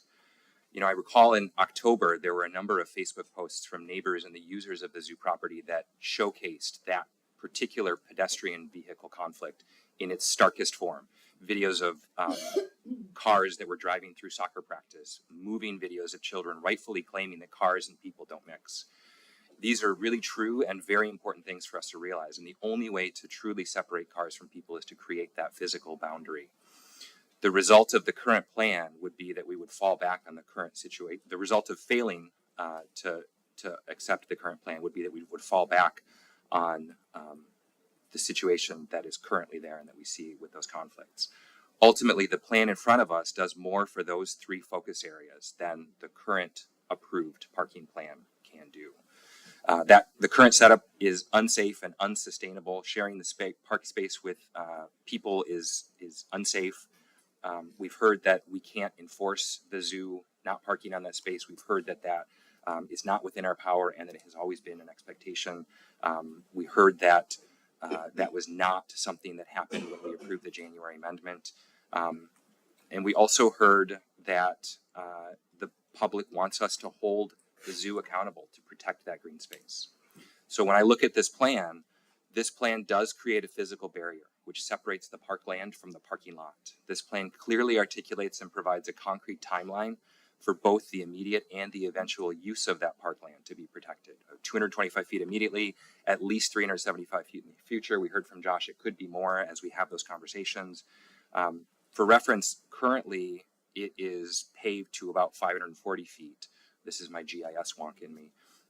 And people park as close to 200 feet relative to Valley. So that's an immense savings that we have. Finally, just recently we saw that this new plan creates strong protections for the historic and important grove of trees that the community has focused on.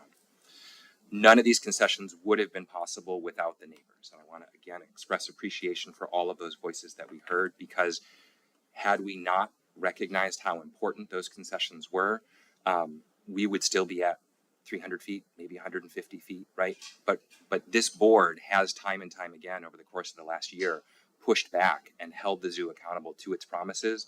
And in my estimation, this master plan today is the next step in repairing that relationship, holding the zoo accountable.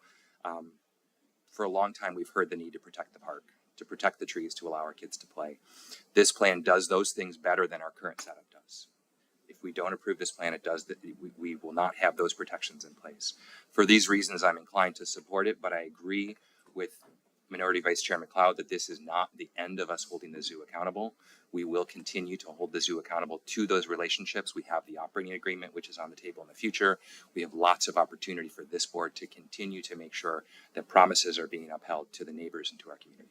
So, thank you. Thank you. All right, Commissioner Sparks. Thank you, Chair. I didn't want to say anything because in lieu of time, but I feel like I have to. During adversity, that's when leaders rise. So I'm looking at Amy Hinman, looking at Tina Eicher. I don't know if she's out there. And I'm looking at the West Side. And you have shown why the West Side is the best side. You have been strategic. You have fought. You have fought gracefully and been heard, but also spoke up and out. So we want to let you know that we appreciate you and we hear you and we see you. And because of you, the changes are being made. And that's what you really want. You want to make sure that the changes are being made because you did not appreciate where everything was going with the zoo. And we appreciate you. We know it's not the answer that you were looking for, but you did create change. So I'm thankful for you for that. And Peter, I believe that you want the best for the zoo. You're talking to me, of course, yes. Chair, I believe Peter wants the best for the zoo. And we have to find a way to work together because the people that live, play, work there, our zoo is one of our shining stars of Kent County. So we just have to figure out more of the pieces of the puzzle. And as you grow, that's what happens. So Kent County, we're growing, we love growing, but there are headaches that go along with that growth as well. So I'd like to say thank you to the West Siders for their intentionality and thoughtfulness and working together. Thank you. All right. Anyone else? Now, this is your second one. All right. Short, thank you. Thank you, Chair. I was just curious, Al, do you know, in all of this, is there such a thing as a general contractor that's going to be overseeing the construction aspects of this, or is this more of a piecemeal? It's more piecemeal. Okay. I mean, this is going to happen over 10 years. Okay, so we're confident with the folks that we have coming and doing all this work. I was just wondering if there's any type of a surety bond or anything in case we. Yes. There is. Okay. Yes. Thank you. I appreciate that. All right. With that, if you'll allow me just a couple of comments. First of all, I want to acknowledge the community for your advocacy. I join my colleagues in expressing inspiration and how significant and intelligent and consistent that has been. I also want to acknowledge my colleagues here who bring us back to the fact that this is a 40-page document. And it is I think, an inspiring vision for what a first-class zoo can be. And it is the kind of vision I think that the voters of this county were looking for when they approved this millage. So hats off to the zoo and all of the effort in putting that together. Unfortunately, most of our attention is on one half of page 11. And so rightly or wrongly, it compels us to be focused on that. And in that regard, it sort of brings to focus the inherent tension between operating a first-class zoo on a fixed tract of land in an urban setting and a surrounding urban area. I think all of my colleagues here want to be good stewards of that zoo. We want our zoo to be a first-class, top-quality zoo. I think that all of my colleagues also want to be good neighbors. We want to be good neighbors to the John Ball neighborhood area and to the All West Side, some of which I represent. So thank you for your comments about being the best side. But we have an inherent tension. And I think the seeds for that tension go back to when the county first became part of this process back in '87, when a contract between the city and the county and a deed from one to the other specifically created an environment where there was a set aside zone for safe space, 150 feet, and the rest of it designated for zoological use. That is a conflict that carries with us today. Now, I know that because I sometimes read social media chatter, and I know that there has been a lot of conversation out there that suggested that I have held to a position, I think a legal position, sorry about that, that given that there simply could be no open space within that zoo zone. And if I said that, you should have corrected me because I'm wrong. I don't think I said that. I think I'm holding now and have always held that if open space is an appropriate use of that space as a zoo, then we should do it. And as far as I knew, the zoo recognizes that it is an urban zoo and open space is an inherent need as part of this zoo footprint. So the question is, how big should that open space be? What should be the uses in that open space? And we're talking about the space outside the 150-foot buffer. There's no question the 150-foot buffer is legally deed restricted. It cannot be used for that zoological use. So here we are. We're trying to reach a balance. And it is a balance that on the one hand, we say, what do we need to do to still let that zoo be successful the way we want it to be successful and still be good neighbors? Where is that? Well, there's no clear answer to that. And that's why this has been such a difficult conversation in going back. How do we find that balance? The balance we have here is, because I've been in some of the conversations, this is not the balance the zoo would have asked for. Okay. To get here, they had to stretch. And thank you for stretching. To get here, the neighbors would have to stretch to find it acceptable. So if we asked everybody to write what should it look like, I don't think anybody would come back with this. I said that about the ARPA solution. The same thing is true here. This is an attempt to find a balance. I think it is a fair balance of the competing needs and competing desires here. Is it the end of the game? No. I think we said here that we're going to put this at a minimum of 375 feet of open space, and to the extent that the zoo's use can allow for a greater, you have the flexibility to do that. And I think this board is encouraging that to be continued to be looked at. To the extent we can protect these trees, we definitely want these trees protected, if at all possible. So I think we're sending the right message. I think this is a fair balance of those competing needs. I agree with my colleagues that said we're never going to make everybody happy with this. We do the best we can with what we have to find a balance that we think has integrity. I think this does it, and I'm going to support it. With that, there was a call for a roll call. Thank you, Mr. Chair. On the motion to adopt Resolution 132, Commissioners Antor, Yes. Baker, Breivy, Bujak, Burl, Yes. DeBoer, Diaz, Vice Chair Green, Yes. Commissioners Hennessy, No. Hildenbrand, Yes. Coleman, Yes. LeGrand, Yes. McLeod, Merchant, Oliver King, Pakla, Yes. Ponstein, Sparks, Teal, Wooden, Yes. Chair Stack.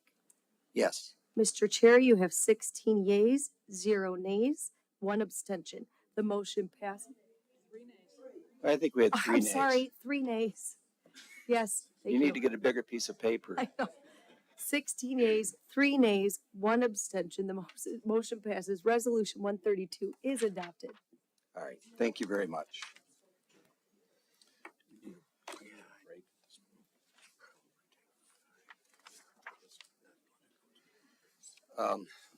I hesitate to do this, but we've been going for quite a while. We still have 7 resolutions to deal with. So is that acceptable if we take a 5-minute, 6 max stretch break and come back here to finish up our agenda? I know that we knew this was going to be long. We did order lunch, I believe.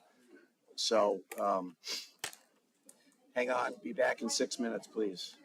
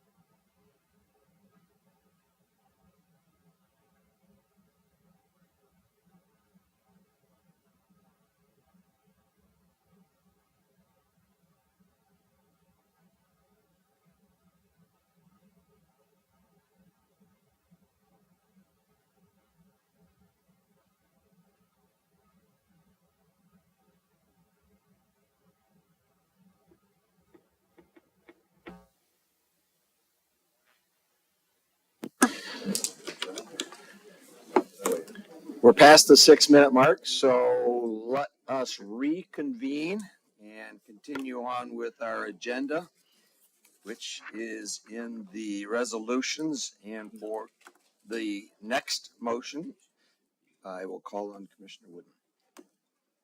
Thank you, Chair. It is my pleasure to move adoption of Resolution 134 of today's date, the 2025 Management Pay Plan Range and Wage Changes. It comes to us from Human Resources. Is there support? Supported by Commissioner Bujak. Questions or comments on this one? I don't see any, so this is a roll call, Madam Clerk. Thank you, Mr. Chair. On the motion to adopt Resolution 134, Commissioners Antor, Baker, Brevi, Bujak, Burl, Yes. DeBoer, Diaz, Vice Chair Green, Yes. Commissioners Hennessy, Hildenbrand, Coleman, Yes. LeGrand, McLeod, Merchant, Oliver King, Pakla, Yes. Ponstein, Sparks, Teal, Wooden, Yes. Chair Steck. Yes. Mr. Chair, you have 15 yeas, 0 nays. The motion passes. Resolution 134 is adopted. Thank you very much. We'll move to item D, and I will call on Commissioner Merchant. Thank you, Mr. Chair. I move Resolution 135 of today's date, the Grand Rapids Kent County Convention and Arena Authority Agreement with ASM Global, coming from the Administrator's Office. Supported by Commissioner Burrow. Questions or comments on this one? Commissioner Diaz. Thank you, Chair. I was hoping that I could speak to both D and E, if that's allowed. Or if you speak to D, I'll presume that you've covered E. Okay, that works. I had one main question. I did watch the Finance Committee, so I'm not going to repeat those questions. But I'm curious, and the question's for you, Al. What was the process for how this came to the board? Is this something that you were and the administrator's office was involved in from the beginning and worked on together and then came here with CAA, or was this done at the CAA and then brought to us? It was done at the CAA and brought to us, with the exception that we've been part of developing the financial stack for the amphitheater project and the soccer stadium from the beginning. So we've been involved for 2.5 years. So certainly there's provisions in the agreement that we have discussed, but as far as us being at the table and actually negotiating it, no, that isn't how that happened. Okay, thank you. That helps. Again, I'm not going to repeat some or the things that were said at Finance. I think some of my colleagues around this board asked very clear questions, and we got somewhat clear responses back. I will say that I'm extremely concerned with the fact that, if I'm not mistaken, both D and E came to the board without there being some kind of bidding process, and especially considering the fact that the Live Nation is being sued by the Department of Justice for being a monopoly. There's a Department of Justice release from May of this year that says, in part, we allege the Live Nation relies on unlawful anti-competitive conduct to exercise its monopolistic control over the live events industry in the United States at the cost of fans, artists, smaller promoters, and venue operators. The result is that fans pay more in fees, artists have fewer opportunities to play concerts, smaller promoters get squeezed out, and venues have fewer real choices for ticketing services. It is time to break up Live Nation Ticketmaster. I don't believe that I don't believe that for sure Live Nation, Resolution E, is in the best interest, in the public interests of the people of Kent County. And I have many concerns with Resolution D, not only the fact that it did not go through a bidding process, but also that these resolutions, these agreements are decades long. And so I'd like to make a motion to table both D and E if that's allowed. And if not, then individually. Well, that motion to table D and E would be out of order. Then I'd make a motion to table D. All right. Is there support for that motion? Thank you. And finally, I'd like to request a I roll call. probably have to say there was not a second, therefore it was not. Yes. Thank you. And finally, I'd like to request a roll call on D, E, and F. If that's not allowed, then I will speak up just to request one for each individual one, but I'm not going to repeat my comments. Thank you. I'll take that as a request for a roll call on the current motion. Further discussion on the current motion. Comment. Thank you, Chair. At risk of extending the term of my 5 colleagues who are departing after this meeting, I'll keep my comments brief. I think that having studied this a bit and delved into it in finance to more depth, the logic of these contracts and agreements and the contributions to the capital stack makes sense from a business perspective, but I just, as a government organization, I just feel like we should always have an open bid process on substantial contracts, so I'll be opposed. Anyone else? Commissioner Andor. Thank you, Chair Stuck. I agree with Commissioner Coleman. These long-term no bid contracts, they're really, I think the optics aren't good. It's potentially 25 years. And, I don't care. People in the private sector want to have no bids and maybe they have select vendors they use. But I think in the public sector, we have to be conscious of the fact that this isn't our money and we have to get the best deal we can. I'm not saying that's not happening, but that length of a term with no bids or bidding, I think is not in our best interest and it's not a good optic. Thank you. Thank you. Anyone else? Commissioner DeBoer.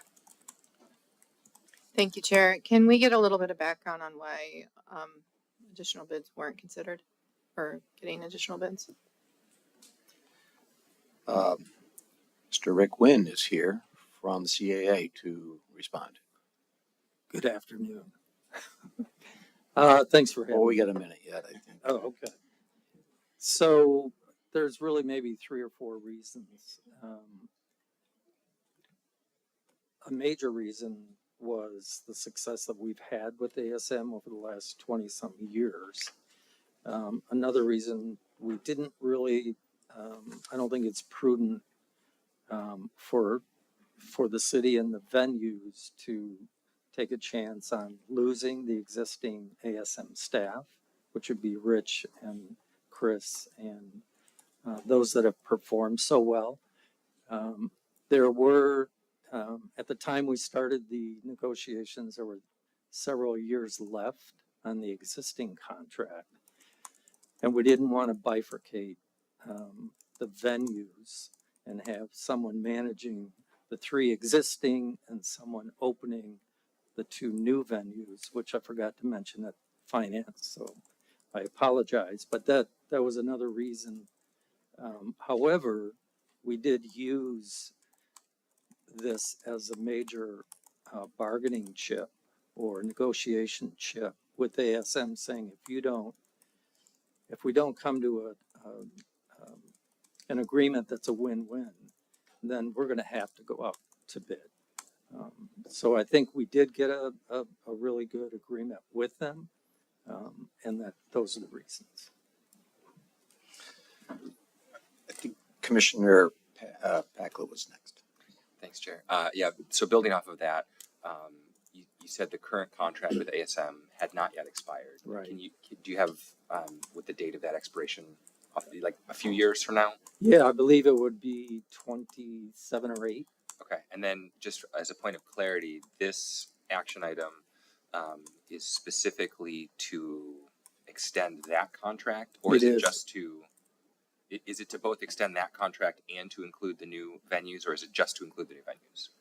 It's both. It's both. Okay, Yeah. so this would supersede any previous Correct. contracts that we have. Yes. Okay, and then final question is, do you have a ballpark estimate of the number of potential operators that exist that could have gone out to bid for this?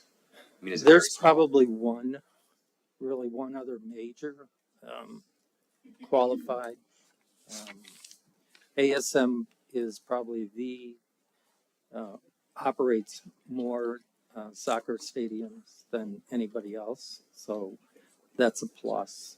And then there might be one other that could do the entire 5 venues. Great, thank you. All right, Commissioner Baker. Yeah, I'm gonna support this. I feel differently about the next one, but I have to respect that the work that ASM and its staff has done to become a part of this community and to support the expansion of the community and the institutions in lots of arenas, not just the specific work that they do. So I'll be supporting this. All right. If no one, Commissioner Hennessy. Thank you. My question is more for legal counsel, in that we don't have, the specific agreements, and I don't necessarily need to see that whole long agreements for both this and the next proposal, but are there outs in case of, incompetence, fraud? Are there other outs available? Well, keep in mind, Commissioner, this is a contract between CAA and these vendors, Okay, not the county. We're here because the CAA's operating documents require this board and the city council to approve any contracts over 5 years. But we are not, That doesn't make us a contracting we're party. not a signatory to the contracts. got it. So do the contracts themselves allow outs? I mean, this is long periods of time, so I assume that, if an organization fails in some way, it's fiduciary responsibility as a business, that the CAA then would have a way to The answer is respond? the answer is yes. The answer is yes. Yeah, we do have outs.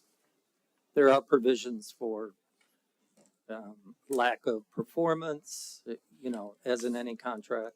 So there's cure periods, but ultimately we do have cancellation option. And this wouldn't change that. If there's a failure to perform, the CAA would have the right and entitlement to go ahead and terminate. Good. I appreciate that clarification. Thank you. Okay. All right, anyone else? Just one more. Sorry, Chair, that kind of entered, the last comment made me wonder about this. I think our legal counsel said any agreement over 5 years requires sign off by both finance and Approval.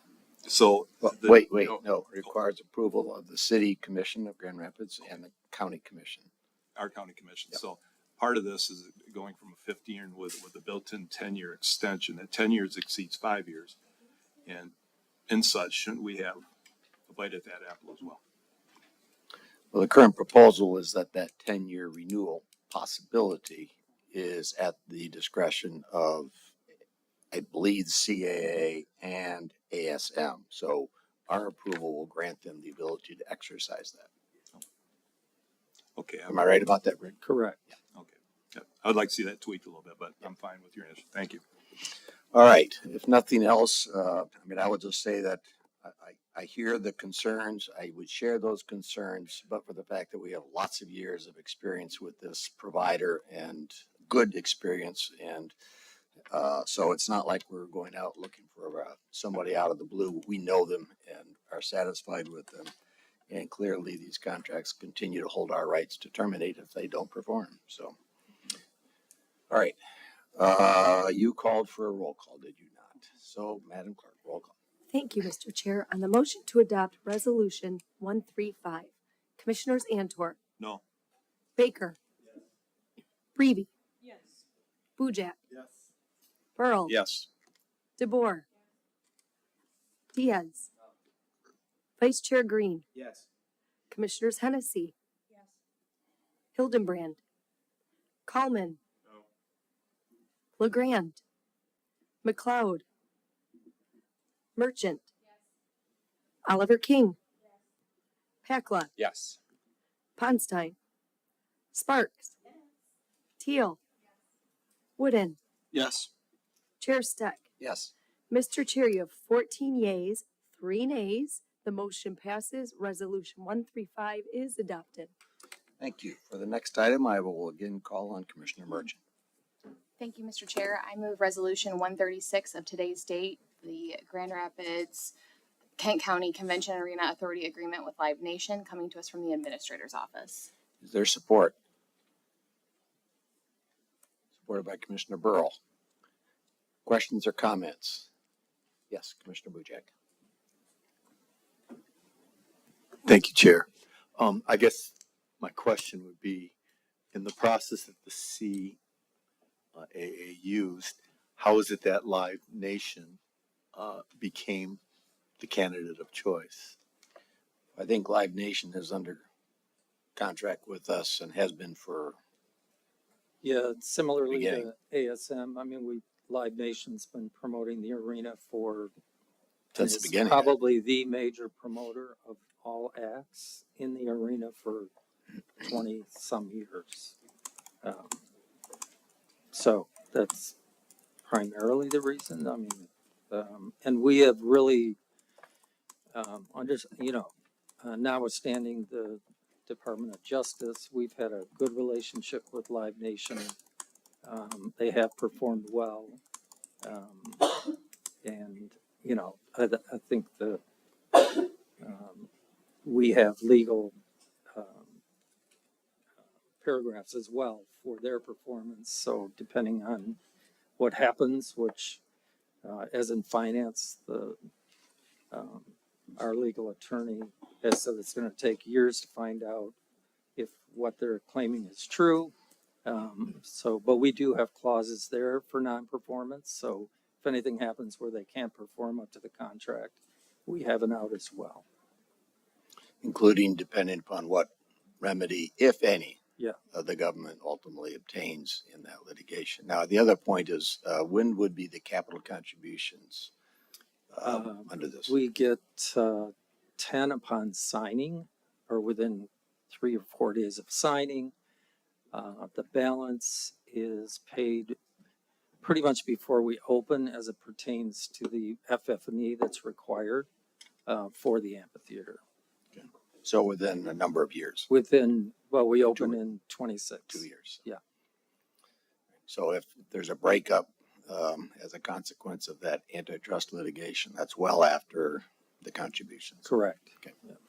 All right, any other questions or comments? You've already commented, Commissioner Diaz. Just a roll call vote.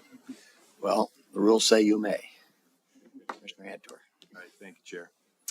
Just wanted to point out that Ticketmaster is a subsidiary of Live Nation. So the appearance of a monopoly does exist, obviously, because there's a lot of ticketing agencies out there. And I've always thought Ticketmaster's kind of fallen off a little bit in their performance.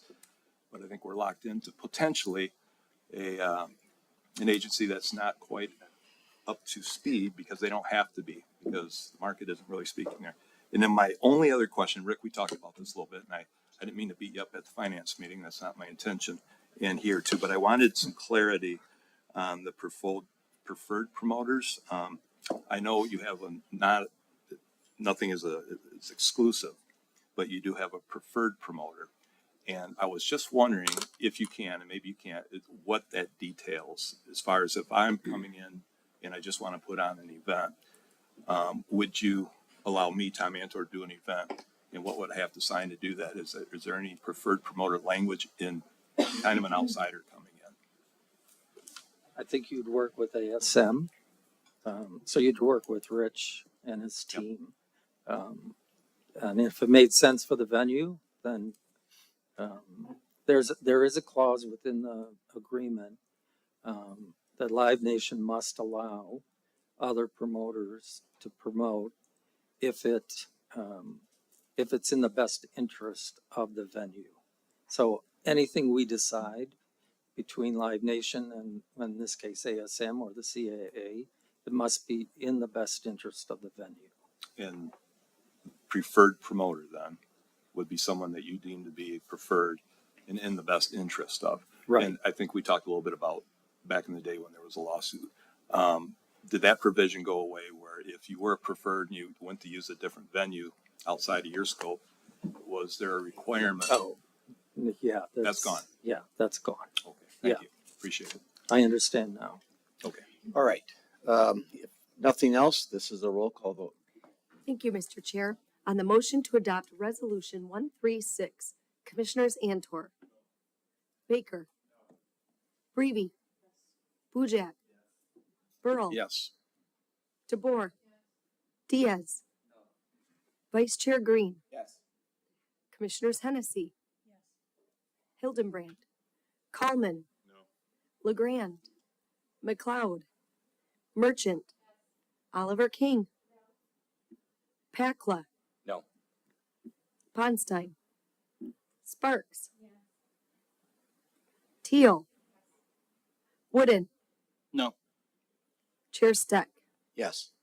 Mr. Chair, you have 8 yeas, 7 nays. The motion passes. Resolution 136 is adopted.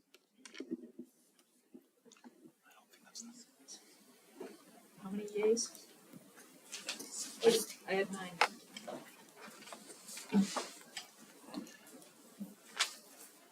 Nine, 10. May I redo this? Just tell us what the tally is. I have 10 yeas, 7 nays. 10 yeses and 7 noes. It passes. No, I got it. It's 10. All right.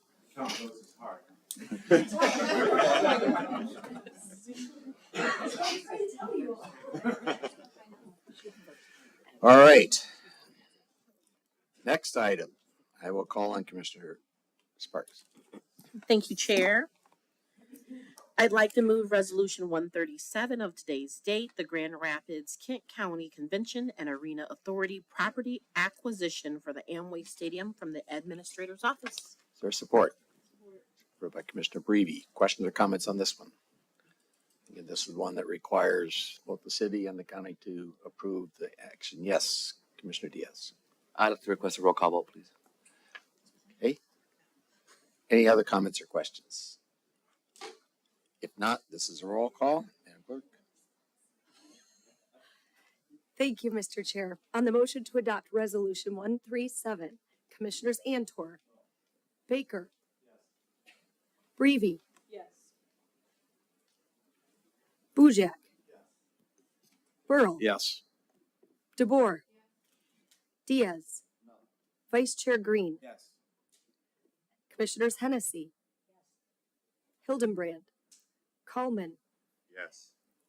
LeGrand, McLeod, Merchant, Oliver King, Pakla, Yes.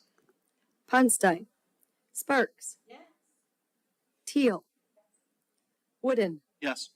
Chair Steck. Yes. Mr. Chair, you have 15 yeas, 2 nays. The motion passes. Resolution 137 is adopted. All right, thank you. We'll now move to item G, and I will call on Commissioner Oliver King. Thank you, Chair. Yeah, okay. I move that Resolution 138 of today's date, City of Grand Rapids contribution to support the West Michigan Welcome Plan and Global Gathering event funds, brought to us by the Administrator's Office. Is there support?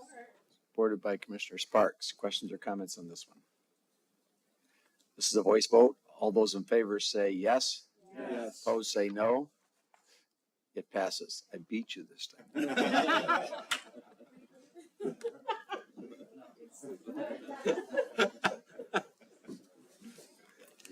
All right, lest I get smug, let's move to the next one.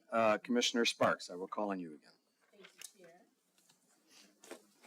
I'd like to move Resolution 139 of today's date, the Emergency Management Performance Grant to enhance the emergency management program within the state of Michigan from the Sheriff's Office. Is there support? Support. Supported by Commissioner Antor. Questions or comments on this one? I don't. Yes, Commissioner Pakla. I would just be remiss if I passed up an opportunity to express appreciation for bringing in additional grant dollars to the county, something that we do very well. Very good. Anyone else? If not, this is a voice vote. All those that support the motion, please say yes. Yes. Those that oppose say no. It is approved. All right, for our next, and I think last item on the resolutions, I will call on Vice Chair Green. Thank you. Oops. Thank you, Chair Steck. I move the adoption of Resolution 140 of today's date, Board of Commissioners 25 strategic plan from the Admin Office. Is there support? Supported by Commissioner Pakla. Questions or comments on this one? If not, yes, Commissioner Pakla. Just another note of appreciation for the process here. I think having come together in the Warner Norcross building for the event that we did and the work that happened afterwards, I think we have a really quality document here that's going to guide our work in the future. So, Very good. I think we concur in that. All right, nothing else. This is a voice vote. All those that support, please say yes. Yes. Those that oppose, please say no. It is approved. Great. That brings us to the end of our resolutions. Next item is second opportunity for public comment. If anyone's here wishes to address us from the public on our general jurisdiction matters, please identify yourself by name, and you have up to 3 minutes. Thank you again, Chairman. Steck. Daniel Scott, still. I just wanted to take this opportunity. We just had our national holiday of Thanksgiving. The scriptures say that every day is Thanksgiving. If we are a thankful people, I want to thank especially the Almighty Lord God for giving us life and breath, all of us here, and for the Lord Jesus Christ, his only begotten Son, for dying on the cross for our sins, and all giving us all an opportunity to spend eternity with him. I want to thank each one of you. I know some of you and we have differences, but I still, over the many years, have observed that each one of you, I think, really care for your constituents. And I appreciate that because we all live together here in Kent County. And I know that you are concerned about your citizens. I just wish that perhaps we were more concerned about the citizens of the unborn. For those of you leaving the commission, Commissioners Diaz, Wooden, Breevy, and Baker, I just want to say that I wish the best for wherever your paths take you. But I did want to especially thank Commissioner Antor. Through these years, and I understand 16 years you've served the county here. Excellent service to all of Kent County. I don't live in your jurisdiction, but through these years I've been coming here, we've formed a friendship, and I'll personally miss you here at these meetings, but I hope we can develop and keep this relationship going even outside of these chambers. And I just wish, may the Almighty Lord God bless you in all the paths he takes you down. Last time I was here, we had the director of the Kent County Health Department here. I forget his name, but he assured me out in the foyer that, again, they encourage no women to have a baby murdered. So I just want to thank the health department for that strong stand. And we will see you soon, the Lord willing. Thank you. Thank you. Anyone else? Public comment? I don't see anyone else. And at 20 after 12, it doesn't surprise me. All right. That will bring us to our next item, Administrator's Report. I will defer to the week in review tomorrow. Well done. All right. Point of privilege, Mr. Chair. Pardon me? Point of privilege, Mr. Chair. Yes. It came to my attention after thinking about the final vote on Resolution 136, 10 members having voted, and this measure being the final passage requiring a majority of members present. Since I was a no vote and thus and there being only 10 votes, the noes technically were the prevailing side in that matter. I'm going to take my own ability to file a motion to reconsider under Rule 3.13, which allows for a member who is on the prevailing side to move to reconsider, and if there are at least as many members present as when the original vote was taken. So you are moving for reconsideration Of 136. 136, which is the Live Nation contract. Correct. And you're doing that because you believe you were part of the winning? Because ultimately, since there weren't 11 votes, the prevailing side was the side that voted not to pass it.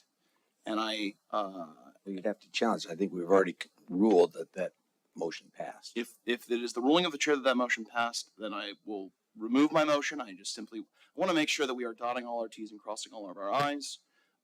Candidly, I shared the same concerns with hiring Live Nation, but certainly wouldn't want that to jeopardize the full process of finalizing the execution of these projects. Okay. I think I declared that the motion passed. All right. Now I think we're up to reports. Any reports? I have one report on the agenda. Anyone else have a report? I see not. The one report I have is that we had appointed a procurement policy advisory committee under Rule 6. That committee did meet and did generate a report. I have reviewed that report and determined that it is compliant with the charge, and also that the recommendations of that committee are accepted, and to the extent that it is a recommendation to address alternative procedures in the bidding process, I am directing that to the administrator for follow-up and report back at such time as is appropriate. Will do. All right, any other reports? If not, that brings us to miscellaneous. Report? It can bleed into miscellaneous, but just reporting that, as you know, I need to take the oath of office prior to January 1st as I begin my term in the House. To do so, I must resign from this position, though this is our last meeting, to avoid any conflicting offices when I take the oath of office in December or this month. Thus, I tendered my letter of resignation to the chair effective next Friday, December 13th at 5 p.m., and the chair has accepted it. I will agree that's the case. Are you saying that if I didn't sign it, you couldn't become a state rep?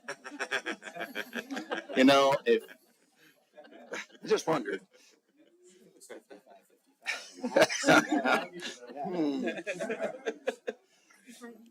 All right. That probably takes us into miscellaneous. Any miscellaneous? Yes, Commissioner Bujak. Thank you, Chair. To the outgoing commissioners, just want to thank you for the opportunity of dialogue and appreciate all of you and your willingness to serve. I know just having known you and been around that I've grown personally, and I just wanted to say thank you. And I just wanted to wish everyone a happy holiday, Merry Christmas, and a Happy New Year. Thank you. Commissioner Wooden? Thank you, Chair Steck. Though this meeting has already gone on quite long, I hope my colleagues will permit me at least a few moments to offer my thanks and appreciation after serving in this role for the last 6 years. First, I certainly would like to thank the voters of the 18th District for electing me to this position for 3 terms. It's been an honor, and I look forward to continuing my service in the Michigan House of Representatives. Certainly would also like to thank my amazing family, particularly my wife Adeline, my parents and in-laws, and my son Samuel, for sharing me with this body and our county. They say nothing changes you quite like becoming a parent, and becoming a parent while serving as a commissioner definitely did that and shaped the way I serve the public and the approach I bring to public service. Second, I would like to lift up our amazing county administrator, his team, and our amazing staff. Like many, I began my service on this commission firmly believing things needed to change, and thus a suspicion of those in our administration or our board leadership. But after seeing this administration and my colleagues and these dedicated public servants rise to the occasion after countless crises and transformational opportunities, I can safely say those preconceived notions are gone. We have an amazing team here, and I certainly have become a believer in the Kent County way. I would be remiss if I didn't acknowledge some of the past colleagues whose examples I've tried to instill and emulate. To those who taught me how to be the best commissioner I can be, Mandy Bolter, Dave Polkowski, Roger Morgan, Diane Jones, and Phil Skaggs, thank you.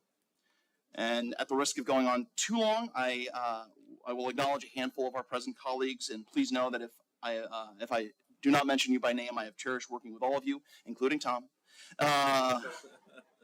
And please know I do not mean to reduce our relationship down to one point, but things that rang with me as I reflected.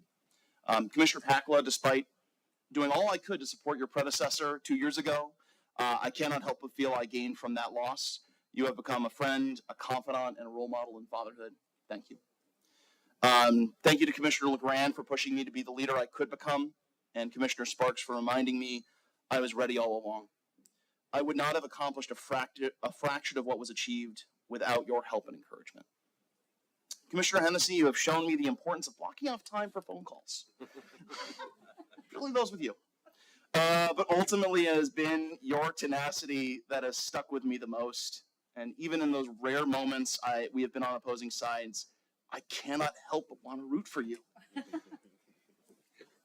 Commissioner Burrell, whether we were talking about family, including the time you called to see if Adeline had reached her due date while we were in the delivery room, or watching your son graduate from, I believe, what was basic training on your screen during a meeting, or our discussions about housing, I have cherished our time together, so thank you.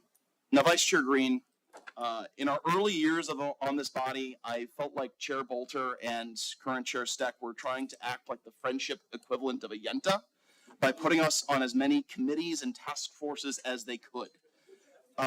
It was through our conversations on broadband and brownfields and business parks and standing rules that, despite our political differences and our competitive streaks, I found a true friend and kindred spirit. And I wish you the best of luck as you hold the gavel. Now, one of my first discussions with Commissioner Breivy was when she briefly but directly read me the riot act after voting no on an issue. Though I can safely say, ultimately, after 6 years of being here, I can tell you she was right. And I have come to welcome her direct approach and her friendship. Your political courage, whether it is on this current climate or the actions we've taken on the BPW, the Board of Public Works, are things that we should all aspire to. And I have truly valued our friendship. Thank you. To Minority Vice Chair McLeod, though she is not here right now, my greatest joy in serving this year has been seeing you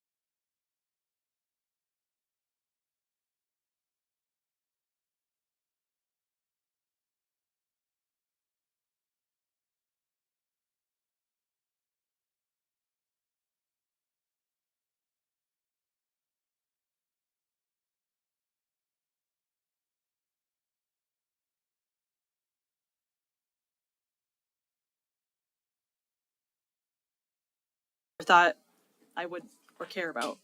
Not exactly glamorous, but crucial to understand the way we manage our resources and find ways to make improvements for the health of our community. And then there's the Gerald R. Ford International Airport Authority Board. I can never say that. Serving on that board has been a highlight of my tenure, even if the meetings from time to time have tempted me to hop on a flight somewhere with a little bit better weather. Seeing the airport grow into a gateway for West Michigan has been rewarding, and it's a testament of what we can achieve through strategic investments and partnerships. I'm hopeful we will have a new air traffic control tower in the near future. Improvements to the Meyer Sports Complex, the future amphitheater, and the addition of a soccer stadium are all exciting projects that will positively impact our region and allow Kent County to shine. To my fellow commissioners, thank you for the lively debates, the collaboration, and for occasionally agreeing with me. It really made my day when you did. Continue to work across the aisle to serve the county in the best way. Be willing to say yes when you are offered a challenge to serve on a new board or committee. And to Al and the incredible staff, your hard work is the engine that keeps Kent County running, even if I'll never figure out how you manage to keep track of so many acronyms. To all the residents of the 10th District in Kent County, thank you for trusting me to represent you. I'll always treasure the memories of this time, especially the ones where everything went according to plan, which, as we all know, is rare in government. Of course, I'm stepping away from public office to enjoy my family, mainly to act as an Uber driver for my middle school boys and dedicate my summers to the baseball diamonds at the Meyer Sports Complex and the soccer fields all over West Michigan. Also to support my growing business, but I'll miss this group. To my husband, Mark, and sons, Jonah and Micah, along with my parents and in-laws, thank you for always being patient, understanding, and supportive of my passion. I leave this role with a full heart and a deep sense of gratitude. Thank you all, and may God continue to bless Kent County. Thank you. We had Commissioner Antor. Thank you, Chair. I wanted to thank you and Al very much for your leadership and always answering my phone calls.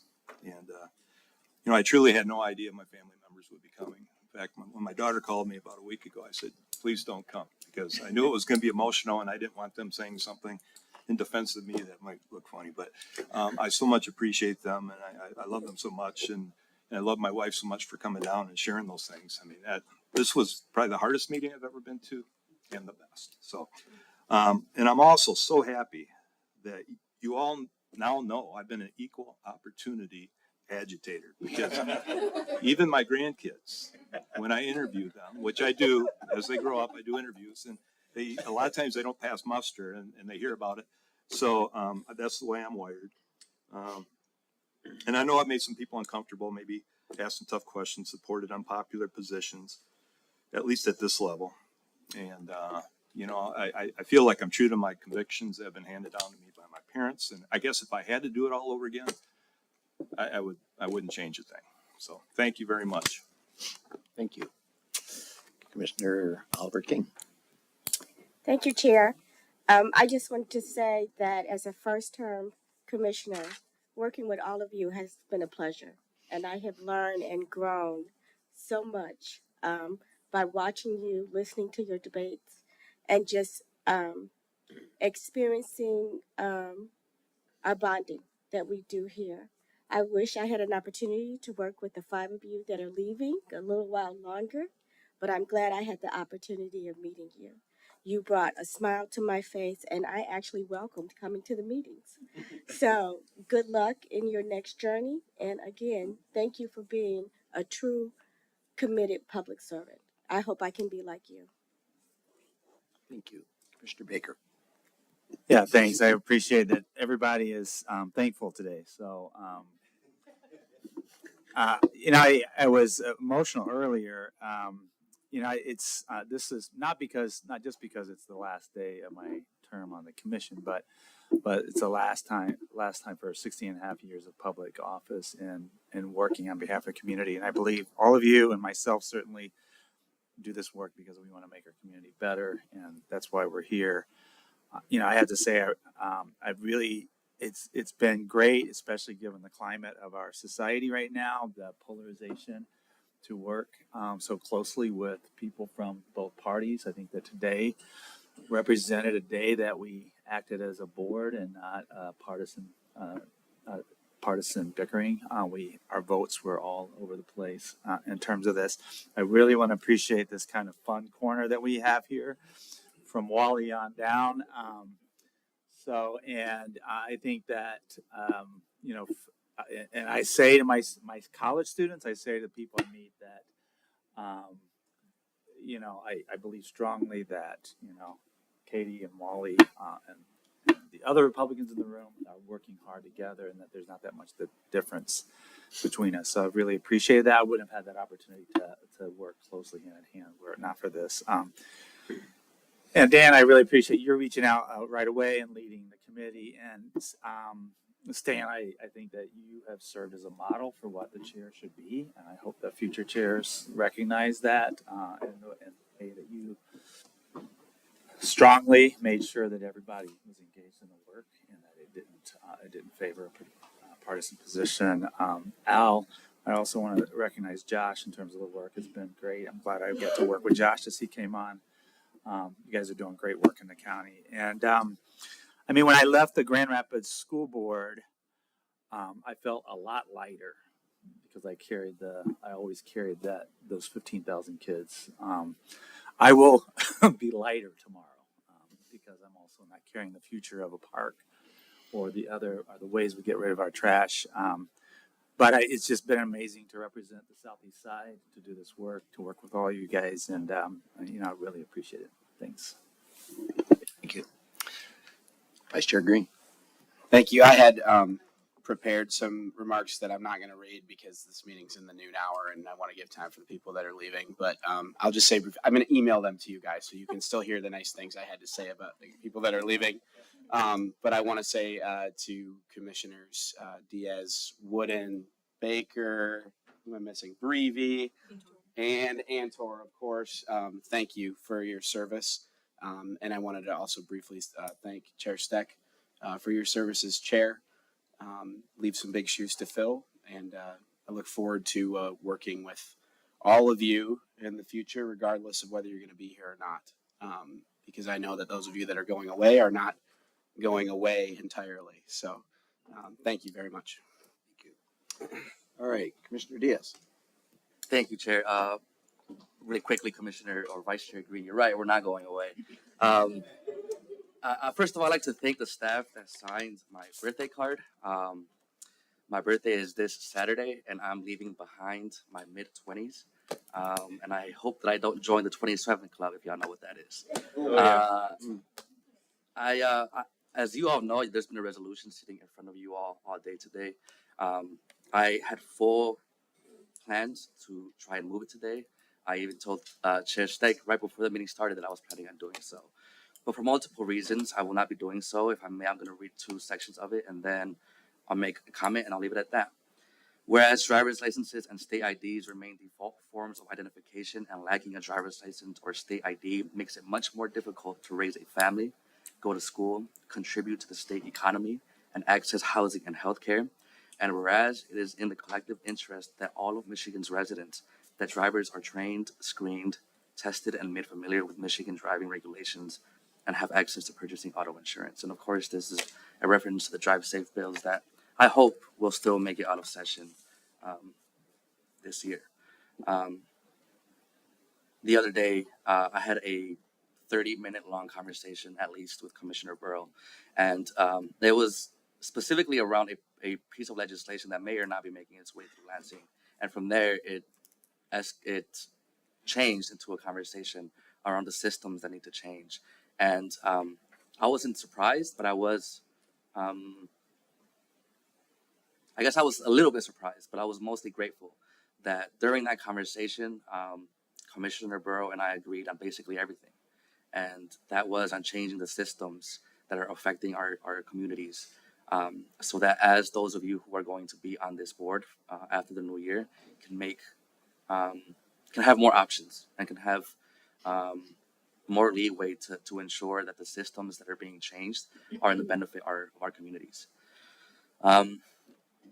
I've been trying to finish Dr. King's last speech that he ever gave. It's called I've Been to the Mountaintop, I believe, and it's almost an hour long, so I haven't been able to finish the whole thing. But he basically begins it by saying that even if he was born at a different age, whether that was in the age of ancient Egypt or in ancient Greece when the philosophers were alive, or wherever else he may choose, he would choose to have it born at no other time than the time that he was alive.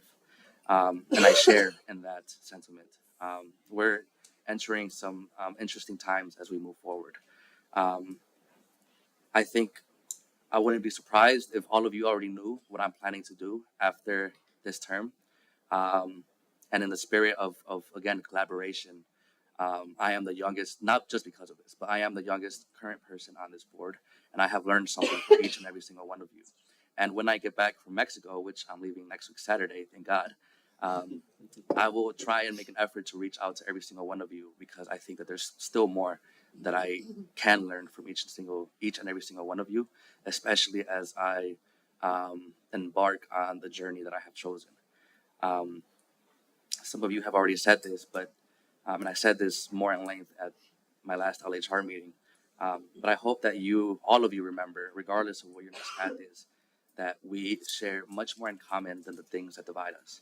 And again, notwithstanding today's votes, I think that is shown and evident in the number of unanimous votes that we took together over the last 2 years. I think there's even much more in agreement that we share, especially when it comes to the systems that need to change. So thank you to my family. Thank you to my parents and grandparents who sacrificed a lot so that I could be here today. And thank you to the people of District 20 and to all of you. Thank you. Thank you. All right, anyone else? Commissioner Hennessy. Thank you.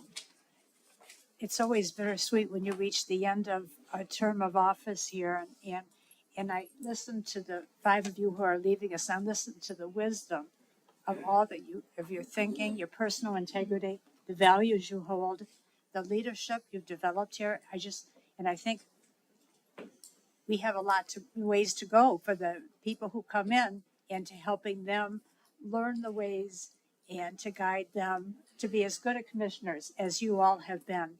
And so they, and I was thinking too, with our long discussion today, we really did not repeat each other on John Ball. We all brought in our own perspectives. When we look at each other, we're not just simply looking back at a mirror in front of us, because everybody had something different and a different perspective on this issue. And I think that's really what has made this as the commission, and has made all of your participation with us really, really strong and important to all of us. And I have to say that it was one person in particular that I started thinking about yesterday as I came across the Henry David Thoreau comment. If a man does not keep pace with his companions, perhaps it is because he hears a different drummer. Let him step to the music which he hears, however measured or far away. And I think everybody here has heard their own drummer and adhered to those values that are within them. I thank you all for serving and being able to serve with you. Thank you. All right, anyone else? If not, yeah, I do have a couple of things to say. So first of all, one of the benefits of going till 12:40 Is that we all canceled our afternoons already? your afternoons are clear.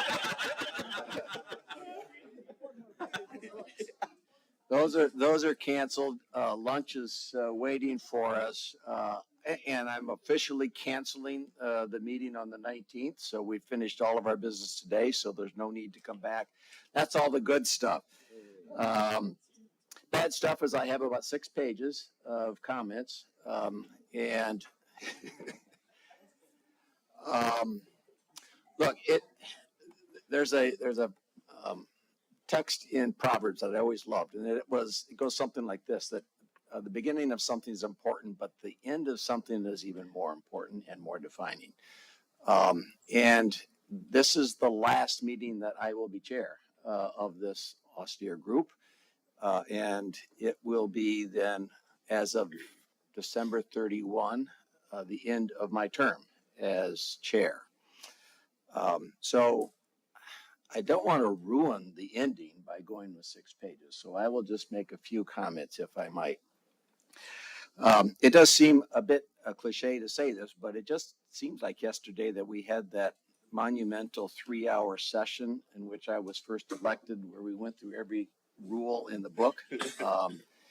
And many rules which we will never hear about again, thank goodness, that now led us on, and certainly led me on this journey that's now been 3 years. And over that period of time, we have had collectively and individually lots of meetings, more meetings than any one of us can count. We have no idea, and our constituents have no idea how much meeting has to go on in order for us to sit here and have those nice debates and deliberate and vote. But you all stuck with it. And not only did we do all of those meetings that are more mundane, but we've gone through an incredible series of tough decisions. I mean, I was talking to Al a little bit. It just strikes me that in my tenure of 10 years, and maybe yours at 15 or 16, these 3 years seem like we've dealt with more issues than we have at any other time in the history of my known history of this board. And we have wrestled with tough issues, and we made some monumental decisions. And while I've had a small part in that, it is principally due to the hard work, the dedication, and the focus on community, not party, not persons, but the community that has allowed us to rule the way that we have and to achieve these kinds of things. I was going to go through them, but Commissioner Brevi already covered some of them. I'll just give you a quick list on what we've done and what you guys have done over the course of the last 3 years. Certainly, those 6 months of ARPA will be 6 months we'll never forget, right? But distributing $130 million into this community to make transformational difference is huge. And those differences are ongoing. And so that was one huge thing. Housing revolving loan fund, crisis stabilization unit, as was noted, the Grand River Greenway, the medical examiner facility that almost done. But we worked and wrestled with and committed to the facilities plan, which will change things dramatically starting next year. The domestic violence court, a new circuit court judge, a district court judge, the bond review policy. Thank you, Commissioner Coleman. The strategic plan we just approved. We're still repairing a Fallsburg Dam. The corrections department was significantly enhanced. We've increased the road patrol system. We have wrestled with and now send on to voters senior millage renewal, early childhood renewal, veterans millage renewal. We've expanded the excise hotel tax. We dealt with an opioid settlement policy for the next few years. Solid waste ordinance, that took some time, huh? We've had a number of airport projects that we've approved, an amphitheater, a soccer stadium. We've redesigned the governance of this board, I think for the first time in at least 2 decades, maybe longer.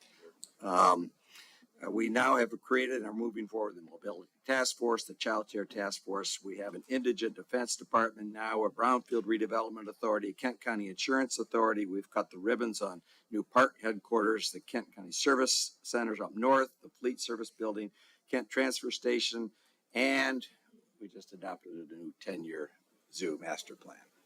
That's all I could think of, but I'm sure there's more.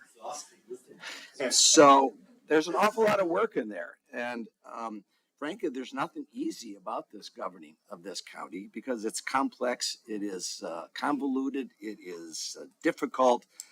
But you all have proven it can be done, and you did it excellently with dignity and respect. It has been my great honor to have been elected to serve you through all of those efforts and allowing me the opportunity to help you make those decisions has been one of my great honors. Thank you to all of you. Thank you to the staff. Thank you, Al, Lori.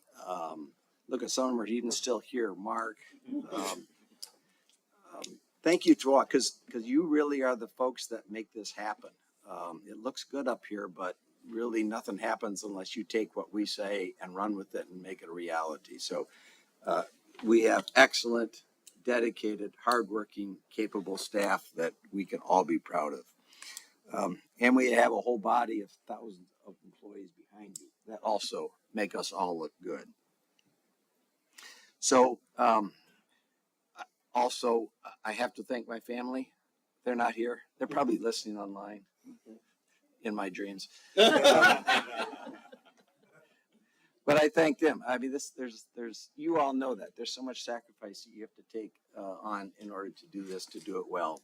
And that sacrifice is borne by your family. My wife Cindy puts up with an awful lot. And Reverend Scott, influencer is just not the right word in my family yet. I listen more. I try to anyway. So, I leave. I leave proud of what we've been able to accomplish. I leave thankful for what we've done. I leave thankful for the ability to work with all of you and to work with the staff.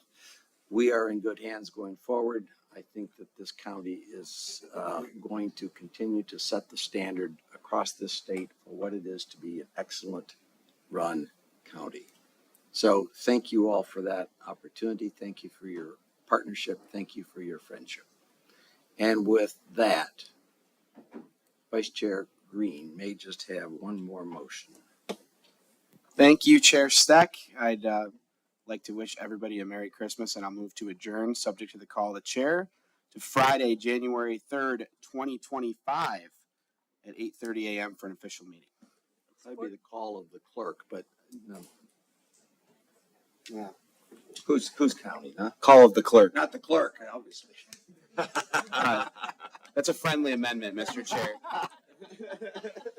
All right, we are adjourned.